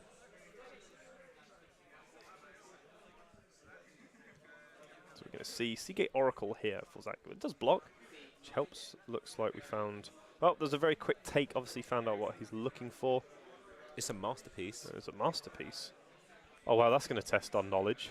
A masterpiece or an invocation. Or an invention. What's the name of the ones from Amonkhet Arab Devastation? Oh, it's is it Capsize? Was Capsize a masterpiece? Then Yeah. it would be that. I know Chain Lightning was. I have the. I lost the masterpiece Chain Lightning. Oh, that was good. Do you know how many I've opened? 1. It was a Cataclysmic Gearhulk. Felt pretty rough. Oh no, sorry, I opened a Hallowed Fountain and a Polluted Delta at one point. They were much nicer to sell. So it looks like That's nice we're for Moment's Piecing. So it's probably the Capsize. Do we have another Grey Merchant? Nope, we just got another card draw engine. Now we might find Grey Merchant. Gonna draw. Looks like a swamp here for Robert. We're going to see 4 mana being tapped. And we're going to gain some life and deal 4 to the Seagate Oracle. Up to 20. Tendrils of Corruption, I believe that card is. Not So, no, sorry. 22. Tendrils of Corruption. I'm sure it is. Not to be confused with Tendrils of Agony. Yeah. Those 2 cards are quite different, as it turns out. Both of them end up doing something very useful, though. So we're going to see Mnemonic Wall here. Tendrils of Corruption Terms of Corruption deals X damage to a target creature, and you gain X life where X is the number of swamps you control. So that would be a grand total of 6. We're going to buy back Prohibit. I like that, because right now you just need to keep fogging every turn, and Prohibit saves you from the other way you're going to die, which is Gary. No, it doesn't stop Gary. It stops Sign in Blood. Stops Sign in Blood, doesn't stop Gary. I think just getting back any counterspell you could have in that situation was the right choice. You're at 2 life at the moment. Mate, the Capsize is going to do some work this turn. You just need to hope you can fade the Grey Merchant. Well, that's a chain. That's a Chainer's Edict. That's going to get the counterspell out of the hand. Bet will definitely get this counterspell out of the hand. Oh no, he's going to let it resolve. 2. Okay. Not That's an interesting attack. sure on this attack. I suppose he's saying, I have lethal across 2 creatures. Do you have enough blue mana to do this? Which he doesn't. He can't capsize twice. If So he needs 4 blue mana. you get punished if he just had 2 red removal spells, though. Yeah, but then the red removal spells can't deal with the Angler. True.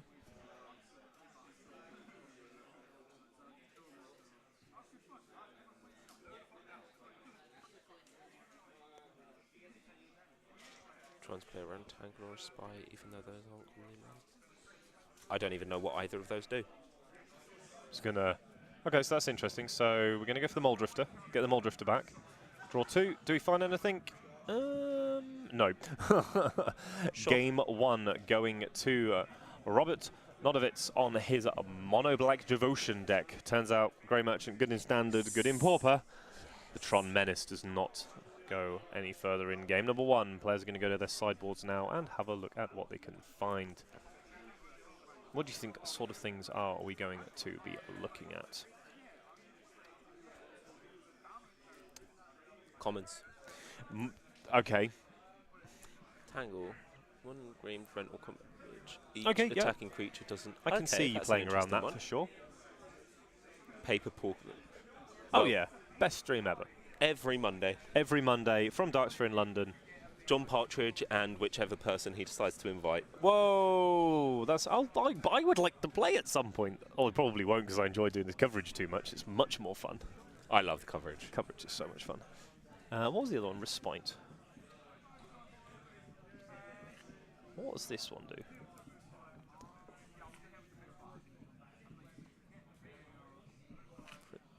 Yep, Ooh. can also see playing around. But the thing is that he didn't really play around that one. Maybe he did, I guess. He only gained 2 rather than, say, 5. Which is relevant, I guess, for the following turn because the Angler's still lethal attacker. Yeah, I'm just thinking, like, he needed 2 spells, whatever he had. A fog was never going to be enough. That is true. Definitely in need of a few extra pieces to try and pull that game out. Loads of cards drawn. Most of them lands was a small problem that Zach ran into that turn. So players are going to quickly shuffle up for game number 2. Robert Nodovitz and his Mono Black deck up 1 game to 0, taking down the Tron Menace, as I'm sure my co-commentator alongside beside me today is very happy about. I can already see the grin splitting his face from ear to ear as he reminds himself that Mono Black is 1 game to the good. Players are going to shuffle up quickly. Be on to game number 2. I actually really enjoy the Mono Black deck, though. Just on its own as a deck, I think. Really? I hate playing against it. I enjoy what it does looking at it on paper as a deck list. Like, this is a nice deck. Please don't exist and play. It's a very nice deck, agreed. It's sort of a monstrous deck. Yes. I don't really want you to... It's basically, I don't want you to really do anything. You've seen Harry Potter, right? Yeah. This is the epitome of fluffy. What, and there's nothing fluffy about it? Do you know what Fluffy was? I know what Fluffy was. Fluffy was The the three-headed dog. Yeah. That guards the gates of hell. It's Kerberos. So we're going to see Thorn Falls and Swiftwater Cliffs the start here for Zakia's Lightning Bolt at the ready. Plenty of, looks like a few lands available to him. We're going to see the first of the Tron. We're going to see, oh no, we're going to see another Swiftwater yes, Cliffs. he's playing a fair game. 4 mana available already. We're going to see a Phyrexian Rager here for Robert, down to 19. Zach is going to lightning bolt away at the Rager, not allow his opponent to develop too much onto the board. We're going to see an expedition map here. We're going to see a Tron piece in the terms of a power plant here, which will mean we'll probably be seeing the Tower of Power appearing very shortly for Zach. 3 mana being tapped for another Rager here. Obviously the ETB trigger very good, even though it gets removed, you still get to draw the card down to 18. You're going to see the sacrifice of the expedition map. Bit of a slower start here for Robert. No turn to Dust Legion Zealot to smooth out the draw. So found Tron piece, draw, find Moment's Peace. It's pretty good when you have all the colours available, and probably maybe see Mnemonic Wall this turn. We're going to see the Lightning Bolt being returned to the hand. A nice little play there by Zach. Hopefully Robert just has any sort of removal spell, so he can play removal spell plus one of these 3 mana creatures. Please have the Chainer's Edict. Just the Chainer's Edict. We're going to see 3 mana being tapped, another Rager. Done very good at drawing the mono Rager draw so far. Sure, he drew a Swamp. He's drawn 3 extra cards though. But that third Rager was a Swamp. Yeah, but again, hitting land drops is important. Definitely, definitely. Especially if you are drawing this amount of cards, you want to be able to play the cards that you're drawing. Well, you're lucky. We have a Victim of Night. The card there for Roberts, allowing him to attack for 2. Zach down to 21. No 6th land for Zach, just forced to pass the turn back. So Rages have allowed Robert to make sure he's hitting his land drops each turn. You know what Victim of Night does, right? The double black, destroy target creature if it's not one of those. Not one of what? Non-werewolf, non-zombie, non-vampire. Cool, that's fine. And the Gurmag Angler here is going to get condescended. Does allow Zach to scry, try and find his... Oh, he's found some lands. There's at least... Oh, interesting enough, scries them straight to the bottom. Clearly looking for a very specific piece of Tron. So looking at his hand, he can cast all the spells that he has in hand. Yep. Currently. And the only specific piece you were looking for is Tower, and you saw the Mine there, which you already have. No, that's the Tron piece. It's another Mine. It wasn't the Tower. No, it was not. That's unfortunate. You can't hear me anymore, can you? No. Oh, I heard that. That hurt. There we go. That's fine. Got it working. Ow. So Mnemonic Wall is in hand now. So we're going to see 1 mana being tapped. We're going to cycle a Baron Moor, find another Swamp, unfortunately, off the top there for Robert. Rest in peace, headphone users. So we're going to see a couple of mana being tapped here. What does Robert want to look at for his play? It's interesting that Zach decided to keep up a lot of mana, not play out his Mnemonic Wall at this turn. Maybe just not enough to find, but that is a really nice play there. Bajuka Bog into play for Robert, and we see follow-up to drop there. There's the challenge for you. What is that one? See if the chat can beat you this time. They beat me last time. I can't remember what it's called either. It's pretty good though. We're going to see Mnemonic Wall here, get back Lightning Bolts. We're going to see another life gain land here for Zach. Still at a healthy 20 life. Chat, what was that card? Having a Tron land covered by a non-identical version of that Tron land should be a match lost 1 month suspension and a frowny face sticker. Oh, nice. I like that. That's cool. So you're going to see Oubliette in to play to deal with the Mnemonic Wall. An attack here for 4. We're going to see a Lightning Bolt taking care of the Rager. Sure. He's tapped out, so there is an opportunity here for Robert to maybe land another threat. No, he's going to pass the turn back instead. Maybe a couple of removal spells here to cover off any answer from Zach, although I'm surprised that he hasn't used one yet. We're going to see Seagate Oracle here for Zach, so he can find the Tron piece. But he finds an island and another Seagate Oracle. Yeah, I think we just go to the Oracle again. We're going to look at... Oh no, we're going to respond. So we're going to verdict away the first one, lose 1 life. Going to look at 2. We found another life gain land in the form of another Swifter Water Cliffs. And he took a 3rd Seagate Oracle. The value you'd be gaining off that is insane. Yep. So we shall see what untap here with the 2/2. What? So 2 mana tapped here. We're going to see a Chainer's Edict dealing with the Seagate Oracle and an attack for 2. The mighty 2 points of damage here from Robert. We're going to see 5 mana being tapped for the Grey Merchant of Asphodel 4/5. So we see an untap here from Zach. We're going to see a draw on the Mnemonic Wall. A pretty good draw there for Zach. Looks like he also took the Ghostly Flicker. They're all blue cards, okay? Some of them are red. But they were both blue cards with the same mana cost. And they look fairly similar. That's also true. And Donald K. Magic, it looked like he took the Ghostly Flicker as the option up his Seagate Oracle. We're going to pass the turn straight back to Zach, holding up our lovely copy of Moments Peace. Still at 10 life, still reasonably high one. We have a Chittering Rat to the draw for the turn. So let's see that into play first. Put back and a pretty random card. We're then going to see the attack for 4. Zach's going to take that one and drop it down to 6. Very interesting he chooses to do that. We're going to Pulse Marasa though to get back a Seagate Oracle. Make a nice blocker, I think. And maybe even try to dig our way to the Tower of Power. Tap and draw. That is an Ancient Grudge. Interesting that he brought those in. Very interesting. What? Maybe he knows more about this matchup than we do. We're going to see Seagate Oracle here. We're going to see Bojuka Bog and Prohibit. Definitely don't mind taking the Bojuka Bog. Especially when your opponent has a Chainer's Edict in the graveyard. To get rid of those and pass back of the turn. We're going to see 4 mana being tapped, and we're going to see Tendrils of Corruption deal with it. But we're going to get it Ghostly Flickered instead. Oh, we found the Tower of Power. In fact, no, by this point, you don't even need it. No, you've got so much mana in play, and your opponent is drawing 1 card a turn at the moment. We're going to see an attack here for 6 points of damage. We're going to jump in where 1 of them, and he still has Moment's Peace as backup just in case. 2 mana being tapped. Going to make the True Up to follow up the turn. Pass back, make the Tower of Power, and Tron has been fully unlocked here by Zach. And the Mnemonic Wall coming in to pick up the Ghostly Flicker. And now the lock may begin.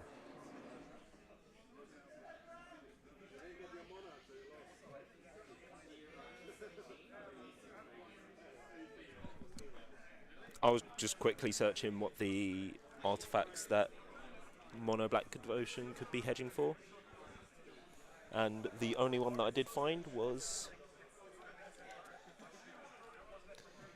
Yeah, that is one. Normally would be very surprised if you ever hit it. But Nile Spellbomb is correct, an option for Ancient Grudge. I don't think you needed it. You've got the Bojuka Bogs. A lot of mana being tapped here by Zach.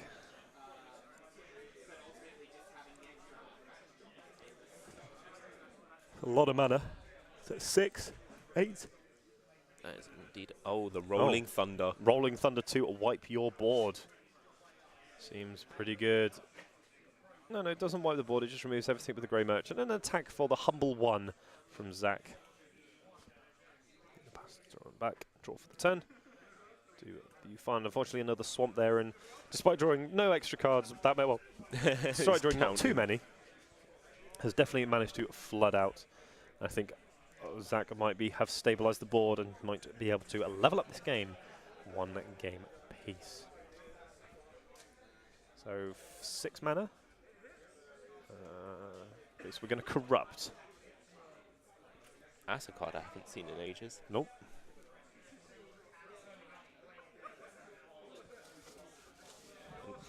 So that's why he was counting these swamps. Hold on. That's lethal. Yes, it is. Do you have counterspell? This is, do you have a counter spell of any description, like a negate? Oh. Oh. We've seen quite a few games stolen here today. Definitely. Adding back... So that's Pulsar Marasa. But you don't have the mana. Yes, you do. You've got one floating. Yep.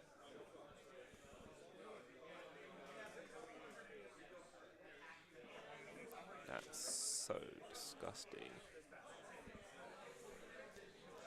Go to 14. Go to 6.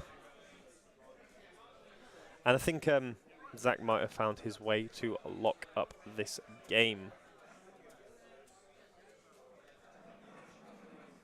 Okay, that was really close. That was very close. We can see Muldrifter here.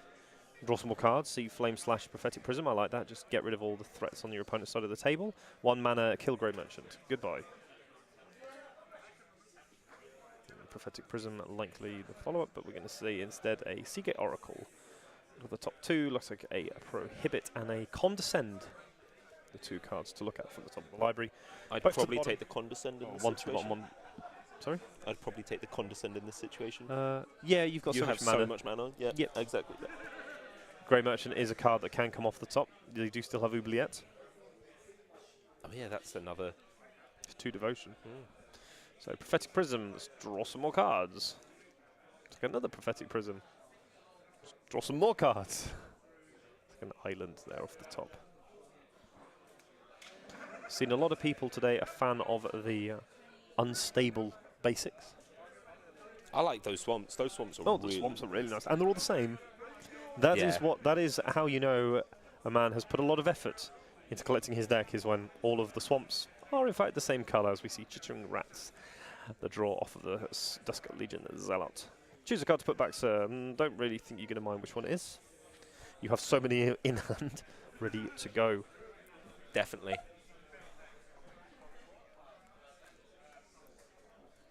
Do you have the lock? Muldrift is a good one. That 5 mana. 3 lands, 5 mana. Seems fair. Make Muldrifter. Draw 2. Find a Mystical Teachings. We're going to see an attack here for 2 in the air. The humble attack. Pass back off the turn.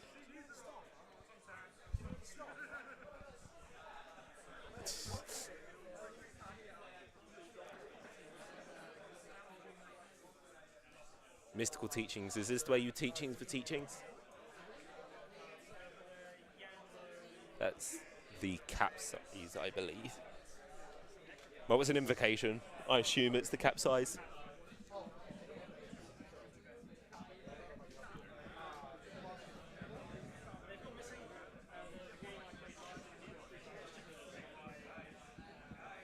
All this draw power at your end step, just so unfair.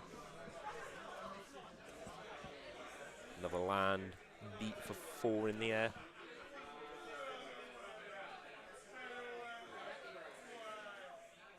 See, Victim of Night. Yep, Victim of Night. Obviously a little bit far behind at this point in the game. This opponent has a lot of cards under duress. A little bit late to the party here for Zach. I can see you Do you just let it happen? Yeah, like your hand's just full of gas at the moment. Your hand is so strong. I think he's condescending. Okay, he's going to condescend for as much mana as you have available. Definitely wants to clearly protect something in his hand. Yep, so duress is countered. And he keeps another condescend on top. That's a nice thing to see. It is a very nice thing to see. You replace the one that you just used. So we're going to see some mana being tapped in the end step. We'll see capsize on Oubliette. Bounce back the rolling. Okay. I probably would have just taken the Rolling Thunder and killed him next turn. Yeah. Like you've already showed him the Rolling Thunder. Mystical Teachings was the card kept on top. An attack for 2. The mighty attack for 2.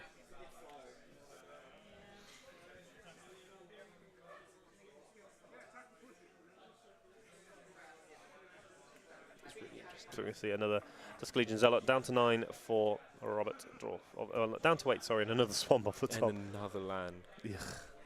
Grim. I just have some fun rolling thunder them. Do you see it now? There we go. You don't need to do any more. Just untap, kill him. He's having fun. Leave him alone. Let the poor Tron player have some fun. They don't get a lot of it anyway. Especially from commentators like you. They definitely don't get to have much fun. Definitely give them the run of the table when they get the opportunity to. And That does mean that Zach evens up the game at 1 game apiece. The Corrupt's not quite able to steal that game for Robert. So close.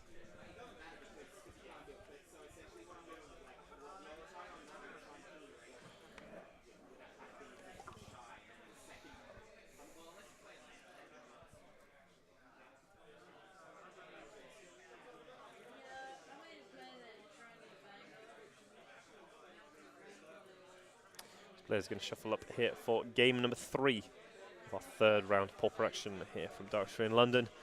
Mono Black versus Tron, 1 game apiece. You do not look happy with this match at all, my friend. Come on, Mono Black. Come on the Tron deck. Come on the 5-colour pile. It's wonderful. I'd rather see 5-colour pile on camera. But you have got that on camera. No, I'd rather Tron. see that tomorrow on camera. No, but it's on camera here at the moment in the Tron deck. Well, you know, I might have come tomorrow to play Legacy if I had my Tarmogoyfs with me. But they're in the Jund deck that I'm lending at the moment. Do you want to borrow them? Well, you're not here tomorrow. No, but I can lend them to someone who is.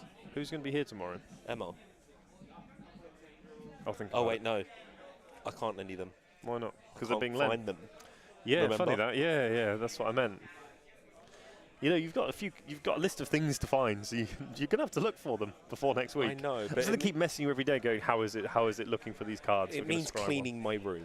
Well, My phone's that's dead. something you should be doing anyway. No, sad times. I can charge it up for you if you want. Thank you. Sure. Oh, ow. That was close. So there's the skull thing that we still don't know, the skeleton. So hopefully John can go find out what that is. See, Zach's reading it. I don't know what it is. John, reading it. Chat, are you faster than?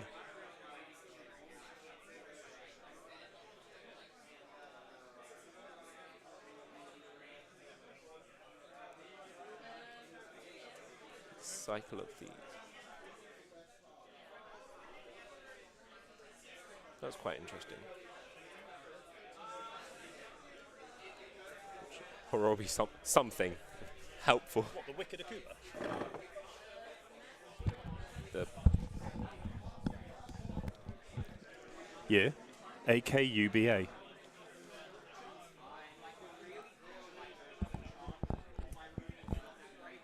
So, a Wicked Akuba, if it's even going to come up, just broke the system. okay. Oh, So, oh my goodness, you're going to have to try and pronounce it with me. Welcome to the stream, Teo Zhao Gostoso. there you go. Hello, you're new. Welcome. My name's John Partridge, joined alongside me tonight by William Leach to take you through Pauper action here from Darksphere in London. See, Wicked Akuba, the black 2/2 with target player dealt damage by Wicked Akuba this turn, loses 1 life for a single black mana. So what we saw last turn was an attack for 2 and 3 additional damage being dealt. We're going to see Phyrexian Rager hit a Dusk Legion Zealot and allow him to draw an extra card. See the power plant here for Zach. Does he have Tron next turn? No, that's double mine. Double mine. Okay, so a little bit behind. Still need to. Still at 11, so a healthy life total here. Still got those Ancient Grudges. We'll be very interested to know what he has, what he thinks he's going to hit with the Ancient Grudges. We'll have to ask him at the end, but a pretty good draw there in the Lightning Bolt. Untap draw for Robert. Swamp off the top. Looks like a Chittering Rats, which is a nice replacement for anything that gets bolted. We see 3 mana being tapped. Chittering Rats here. Zach is going to put back that lovely copy of... Flame Slash? No, Ancient Grudge. Oh, yeah. See Lightning Bolt deal with Phyrexian Rager down to 10 for Zach. Second main phase here, we're going to see another Phyrexian Rager here for Robert. They do come in multiples. They're doing pretty good work here today. You'll now on him to keep up in the cards. In the end step, we're going to return. We're going to pull some Morass, return Seagate Oracle to our hand. We're going to make Seagate Oracle. Nice blocker there, especially against the Legion Zealot. And we're going to see the Tower of Power. Tron has been unlocked. And we're going to pass the turn back. 6 mana available. And a dead card in hand. So we'll see a swamp here for Robert. Unfortunately, his lands don't quite do the same broken things that his opponents does, but they do make black mana, which allow him to maybe have a removal spell here for So we're going to see the Oubliette deal with the Seagate Oracle. I do like Oubliette. It does allow him to, we're going to see a moment's piece here from Zach. Oubliette does allow him to play this game where that doesn't actually hit the graveyard, so it can't be used as the ability. We're going to see Prophetic Prism to a redraw, find another mine. So at the moment our hand is a Capsize, Ancient Grudge, and Flashback Moment's Piece. So pretty rough hand at the moment here for Zach. The Mulligan managing to find him plenty of pieces of action. Not quite enough to see an attack here. Robert is flooding out again. Yep, but his cards attack. That is very true. I'm going to see another Wicked Akuba into play here for Robert. A nice way of closing out the game if required. So we're going to flash back our copy of Forbidden Alchemy. 2, 3, and 4. What did we find? Did we find anything good? Found a Mystical Teachings. Like that one a lot. See the Prismatic Lens, an island, and another card enter the battlefield in terms of a prohibit. I like taking the Teachings. It does allow you the toolbox at the side of your deck. Going to see another mine at the battlefield. So we have our playset of mines in play. And they called it a mine. Lord of the Rings? No? No, it's lost again. I get the reference. So, Mystical Teachings here from Zach. What is he going to go look for? Maybe the Moment's Piece is an option of what he could go for. The Prophetic Prism allowing him to make multiple colours of land. We're going to see another Moment's Piece here. Rob's going to start getting a little bit frustrated. Yeah, he just needs a moment more, that's why. Exactly. Just one more moment. See Moment's Piece here from Zach. It does allow him to filter. He does also have the filter ability for the backside of the copy of Mystical Teachings that we're going to see used here. Flashback Teachings. What are we going to go and search up?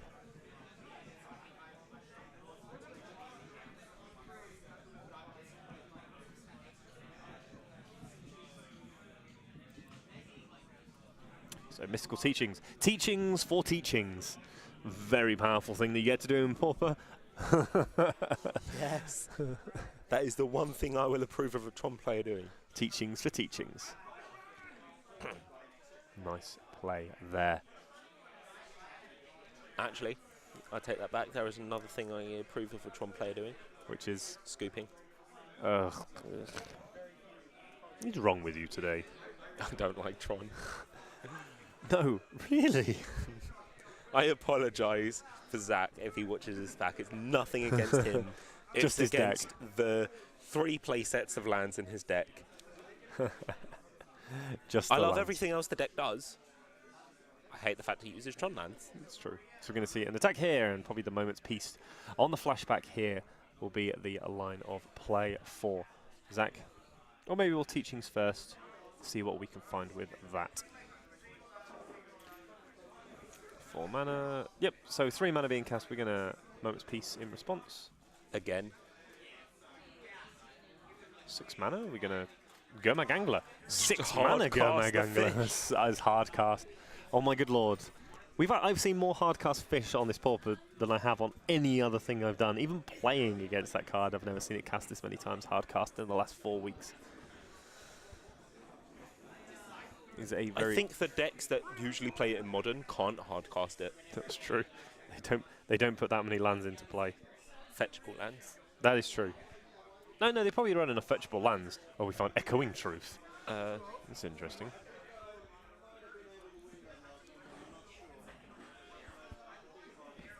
So how good's Echoing Truth when you can hard cast your Gurmag Angler?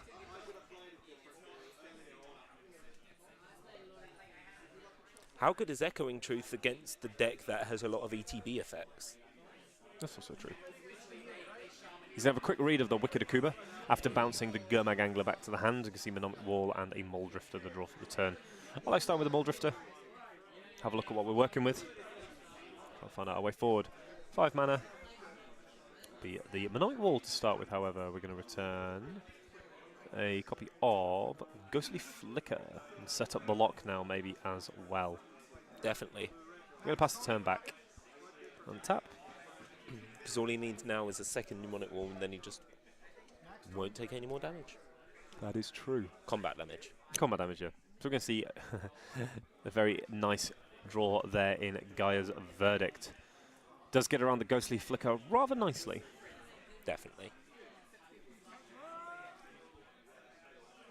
Zach's still at a healthy 16 life, though. One of the interesting parts of his board still. Interestingly, there we go, I can English. He could use the Ghostly Flicker just to get some sort of value out of it. Looks like he might be doing it.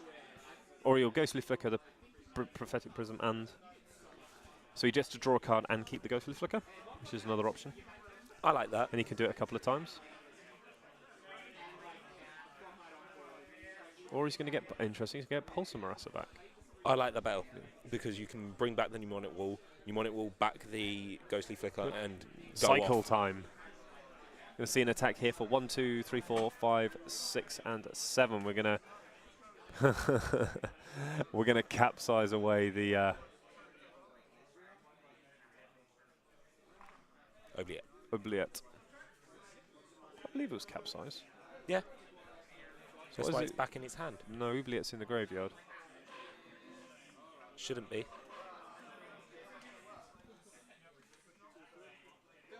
Let's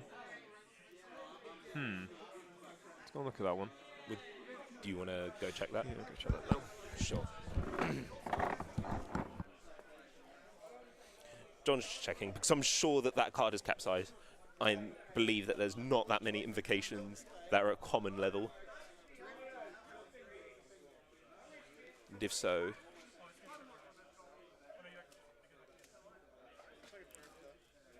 sure. He delved it to cast fish, so just tap one more mana. There we go. Rewinding.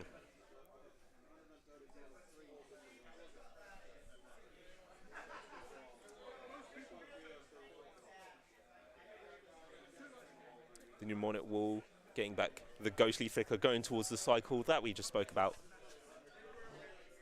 So dumb.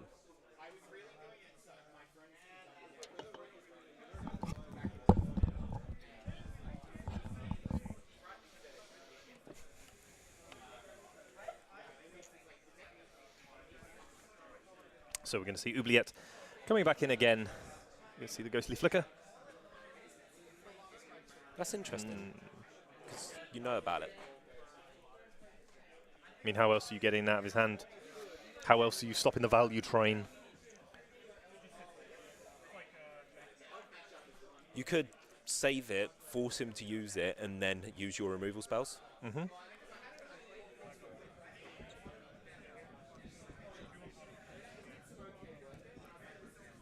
Just interesting. So we see a decent attack here from Robert. See the blocks coming across. He'll proceed to take 4. 4 down to 11. I mean, there is just a point where Zach just like Rolling Thunders him for lethal, if he can find the Rolling Thunder somewhere in the deck. I must say, Zach's hand went from hot garbage to pretty damn good in a few turns. Yeah, that's the power of mystical teachings. With flashback teachings for teachings. See another Mnemonic. Oh wow, we've got the Mnemonic Wall lock now as well. Yeah. You have deck lists from previous tournament. Not on us, no.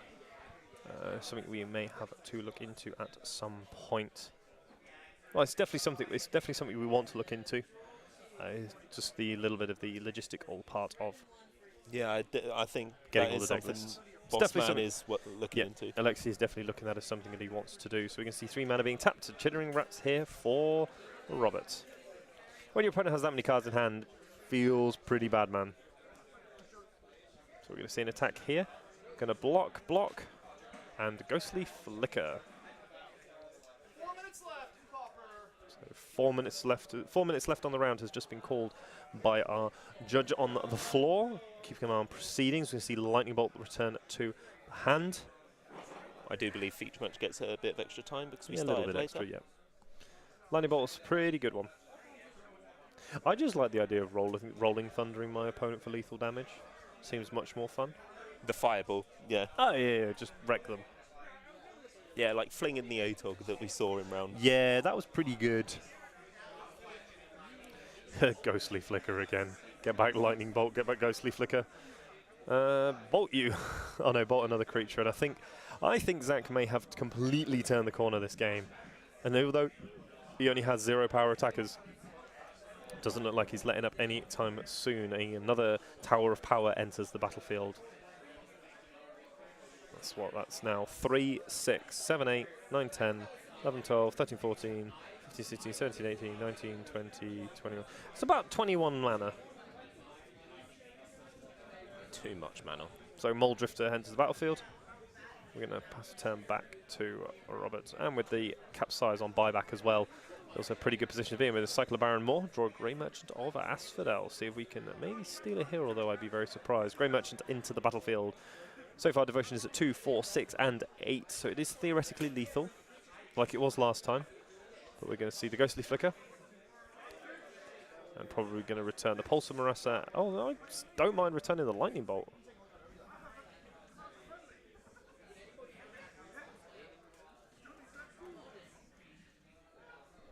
Going to get countered. So what counter spell was that then? Because previously we thought that was prohibit, and if it was, that does not counter that spell.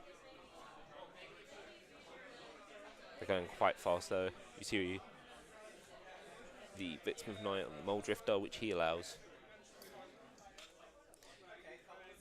Another line he could have taken is, if he had it, you can respond to the Ghostly Flicker with it, just to try and stop this lock from happening.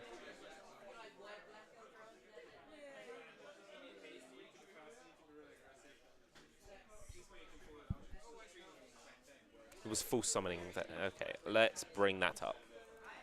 Was it full summoning? False summoning. Let's spell false correctly. Yep. Yes. Your spelling is indeed being challenged tonight, clearly. Not really when I have chat and I can just Control-C, Control-V. Feels so good. It's also cheating. So false summoning, 1 and a blue. Play false summoning only in response to another player playing a creature. That creature card has no effect, and that player puts it into his or her graveyard. Needlessly poor wording of Essence Scatter. Yeah, I agree. I agree with that. Actually, it's a slightly more powerful version of Essence Scatter because it counters cast abilities. That creature card has no effect, and that player puts it into his or grave. Yeah, okay. So it does technically get around cast. Oh, apparently the Oracle text is counter Oh, sure. All right. It's the same. Sure.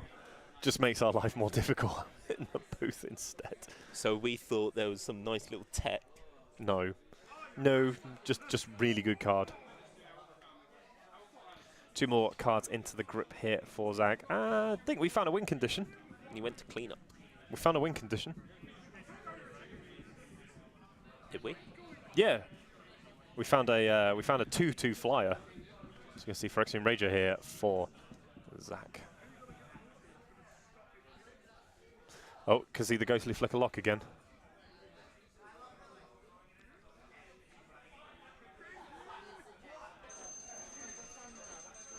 So that is time on the round. Is just being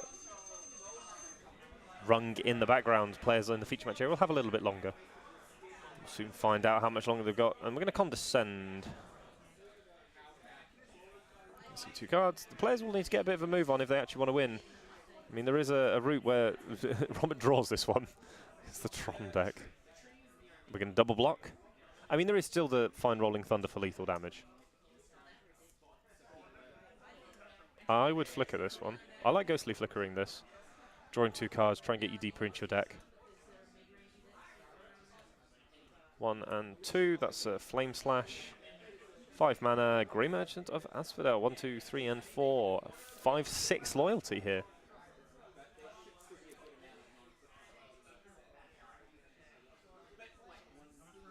Still not enough. Cry. Down to 4. Robert up to a healthy 21. Sorry, up to a healthy 23. Rolling Thunder's going to have to be pretty good. Surely there's enough lands there to that Rolling Thunder would be it. Yeah. Surely.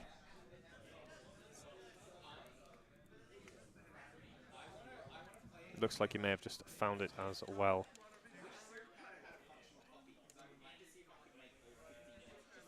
It's red, and X, I believe. So he's counting up his mana, which tells me that he may actually have it in hand. So he's working out how much he's got. That's a lot of Tron pieces. Yeah, he's got Rolling Thunder in hand. So that's 3. That's a 500 million mana.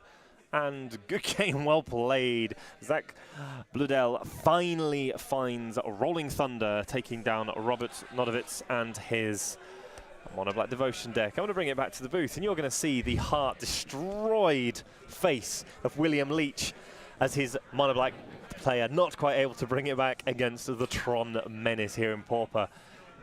Oh, I'm quite happy with that one. It was a good way to finish. It was a really fun game. It was. It was fun. And Rolling Thunders for lethal is actually quite an interesting part because I don't really see that one.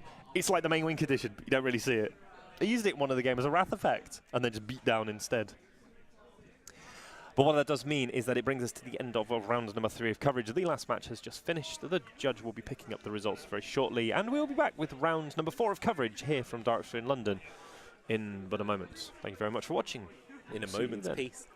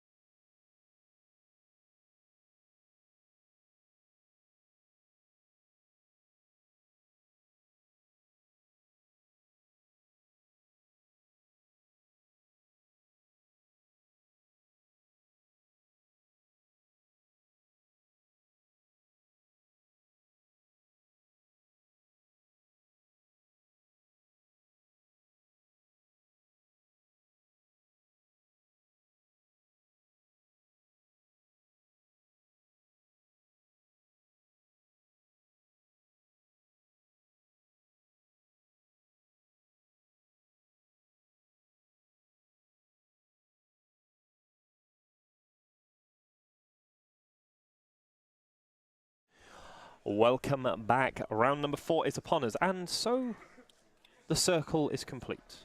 We started the day with Affinity versus Elves, and so it is only appropriate that we finish the evening with Affinity versus Elves.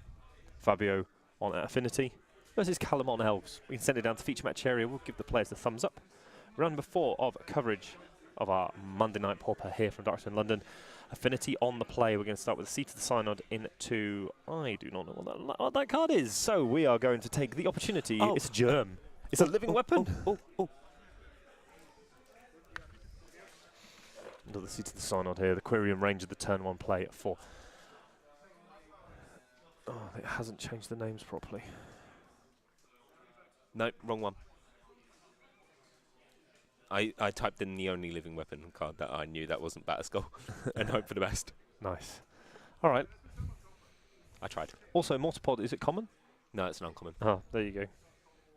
I'm bad at this. Yeah. A 1-mana living weapon. I swear I know. It's fine. Don't worry about it. Oh, it's bugging me because I know what it is. I'm sure you do. The chat will probably beat us both to it again. Probably. They always do.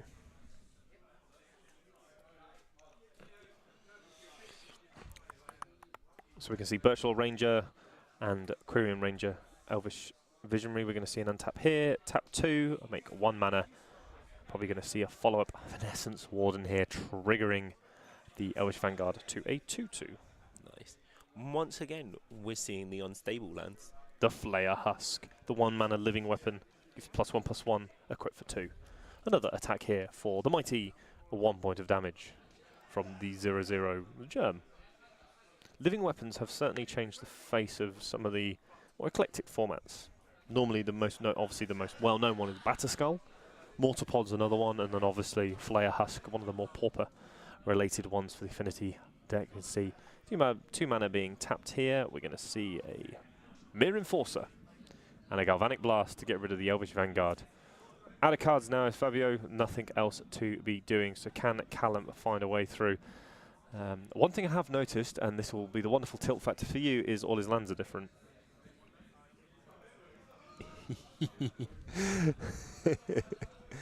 I like voice stuff.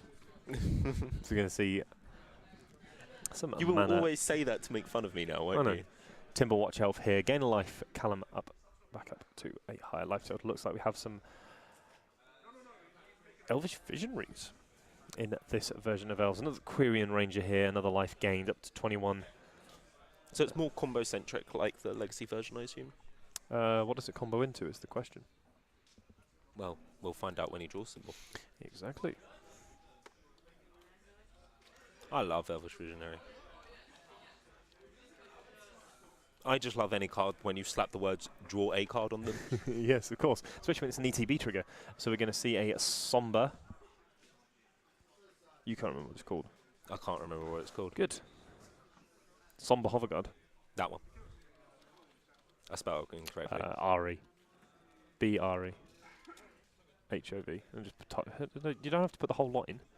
It means if I got it wrong, then I got it wrong. Oh, I got it wrong. Drat. Drat, and a double drat.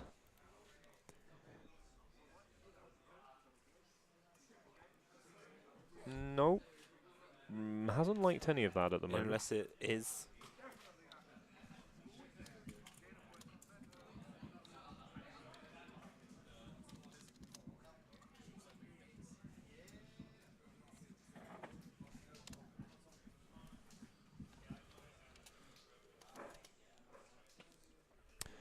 You talk, I'll find.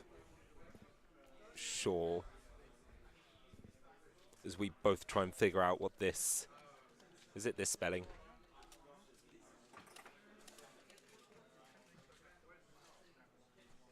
I tried. Playing more Elvish Visionaries, just drawing some more cards. I like this. Another Essence Warden, so Wow. you're gaining All the life fun. gain. Out of interest, is Callum one of the players on the draw? Oh, Who has the draw? yeah, it was spelled Somber Hoverguard. It is SOMBERHOVERGUARD. Okay. A nice little attack here by Somber Hoverguard, the 6-mana 3/2 flyer with affinity for artifacts. See a big attack here. The Timberwatch Elf able to pump up both elves, gaining. Oh wow! Yeah, that's lethal. Yep. Didn't block, died. 2 Quirion Ranger triggers means that he can untap it twice, and whichever one was not blocked was going to get the best part of +7/+7 for each time that it activated. And Callum taking a very quick game number 1. That was rapid. A lot quicker than I was expecting. Yeah, and I mean, Fabio had a reasonably good draw as well. He had an early Mare Enforcer, a nice Galvanic Blast to get rid of the first problematic elf. Just nothing able to then push through the final bit to stop stop Callum just combo killing him. The Timberwatch Elf is a really good card in these elf decks. The elf deck's pretty lackluster if it doesn't have it, but when it has it, oh my good lord, it does a lot of damage. Yeah, that's the thing that Elves deck usually lack, is all their stuff is pretty small. That is true. The fact that it doesn't say, like, you can only activate this at sorcery speed is what makes that a huge combat trick. You can, if your opponent attacks with a bunch and you just see that, you can go, yeah, I scoop. Yeah, definitely. That sounded so...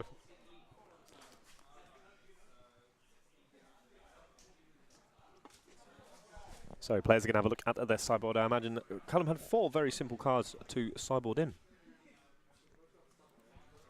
Could you guess what they may be? Artifact destruction. Something that is gleefully done. That one. Oh yes. The gleeful sabotage. Definitely feels pretty good when you are in a green deck with lots of random spare creatures lying around, allowing you to use the Conspire ability. So destroy target 1 and a green sorcery, destroy target artifact or enchantment, and Conspire. As you cast this spell, you may tap 2 untapped creatures you control that share a colour with it. When you do, copy it. You may choose a new target for that copy. Now, obviously, you can only copy it once, I believe. You can't copy it as many times as you have creatures of that colour, is it? No, that's why Wart says you can Conspire, then Conspire again. Okay, so this only does it once.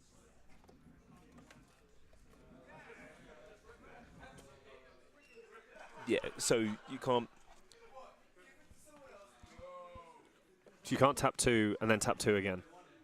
No, because so you cast the spell, Conspire trigger is as you cast it. Yeah, so it's not a trigger; it's an additional effect. So you can blow up 2 artifacts for 4 mana and 2 green creatures. That seems pretty good.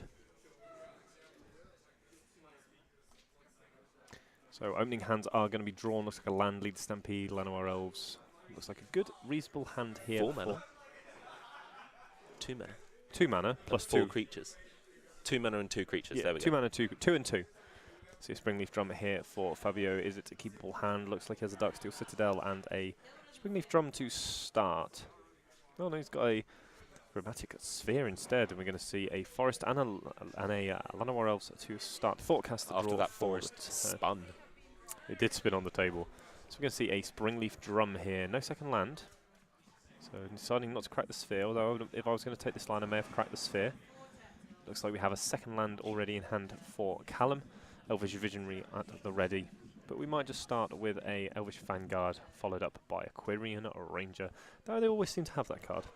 Always seem to have the Quirion Ranger. I'd like to see an elf. Oh wow. Okay. Well, 2 Quirion Rangers. Always have them in multiples apparently as well, as we see another Thought Cast off at the top here for Fabio. Not the draw he was looking for. Definitely. Let's get rid of the Vanguard. Doesn't actually work because he loses Metalcraft. You can float red and hope to find an artifact land.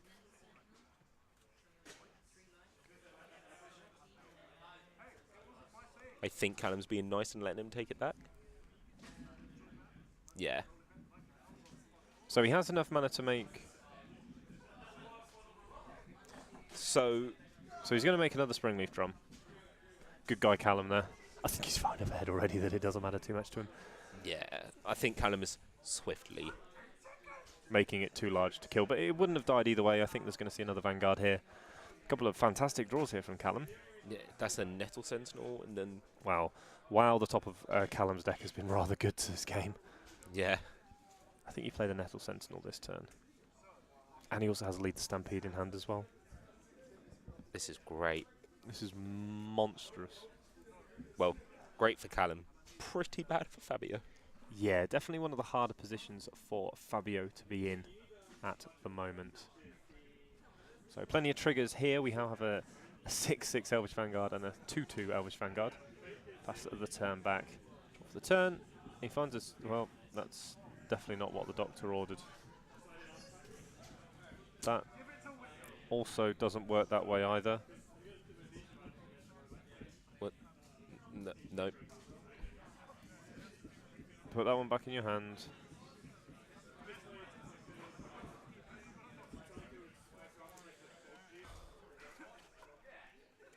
Doesn't work that way. I'm gonna go pick this up. Sure. The interesting thing to note about the difference between Sphere and Star is Sphere, it cracks, draws you the card and makes the mana all in one ability. Callum's just...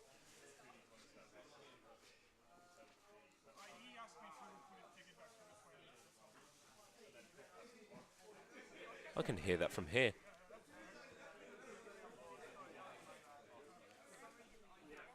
This is 4, he had 3, so...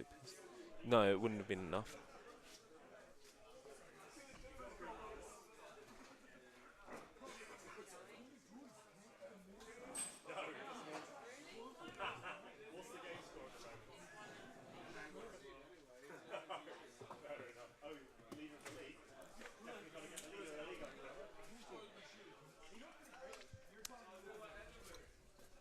Definitely. Was just bringing that up in chat as well. I was talking about the difference between Sphere and Star and how, if it was a Sphere thing... do you know the difference between Sphere and Star? Yeah, one is when it hits the graveyard and one is part of the activation cost. Yeah. It's a mana ability on one of them. So it means... So one of them can be done through... But do you know which one's which?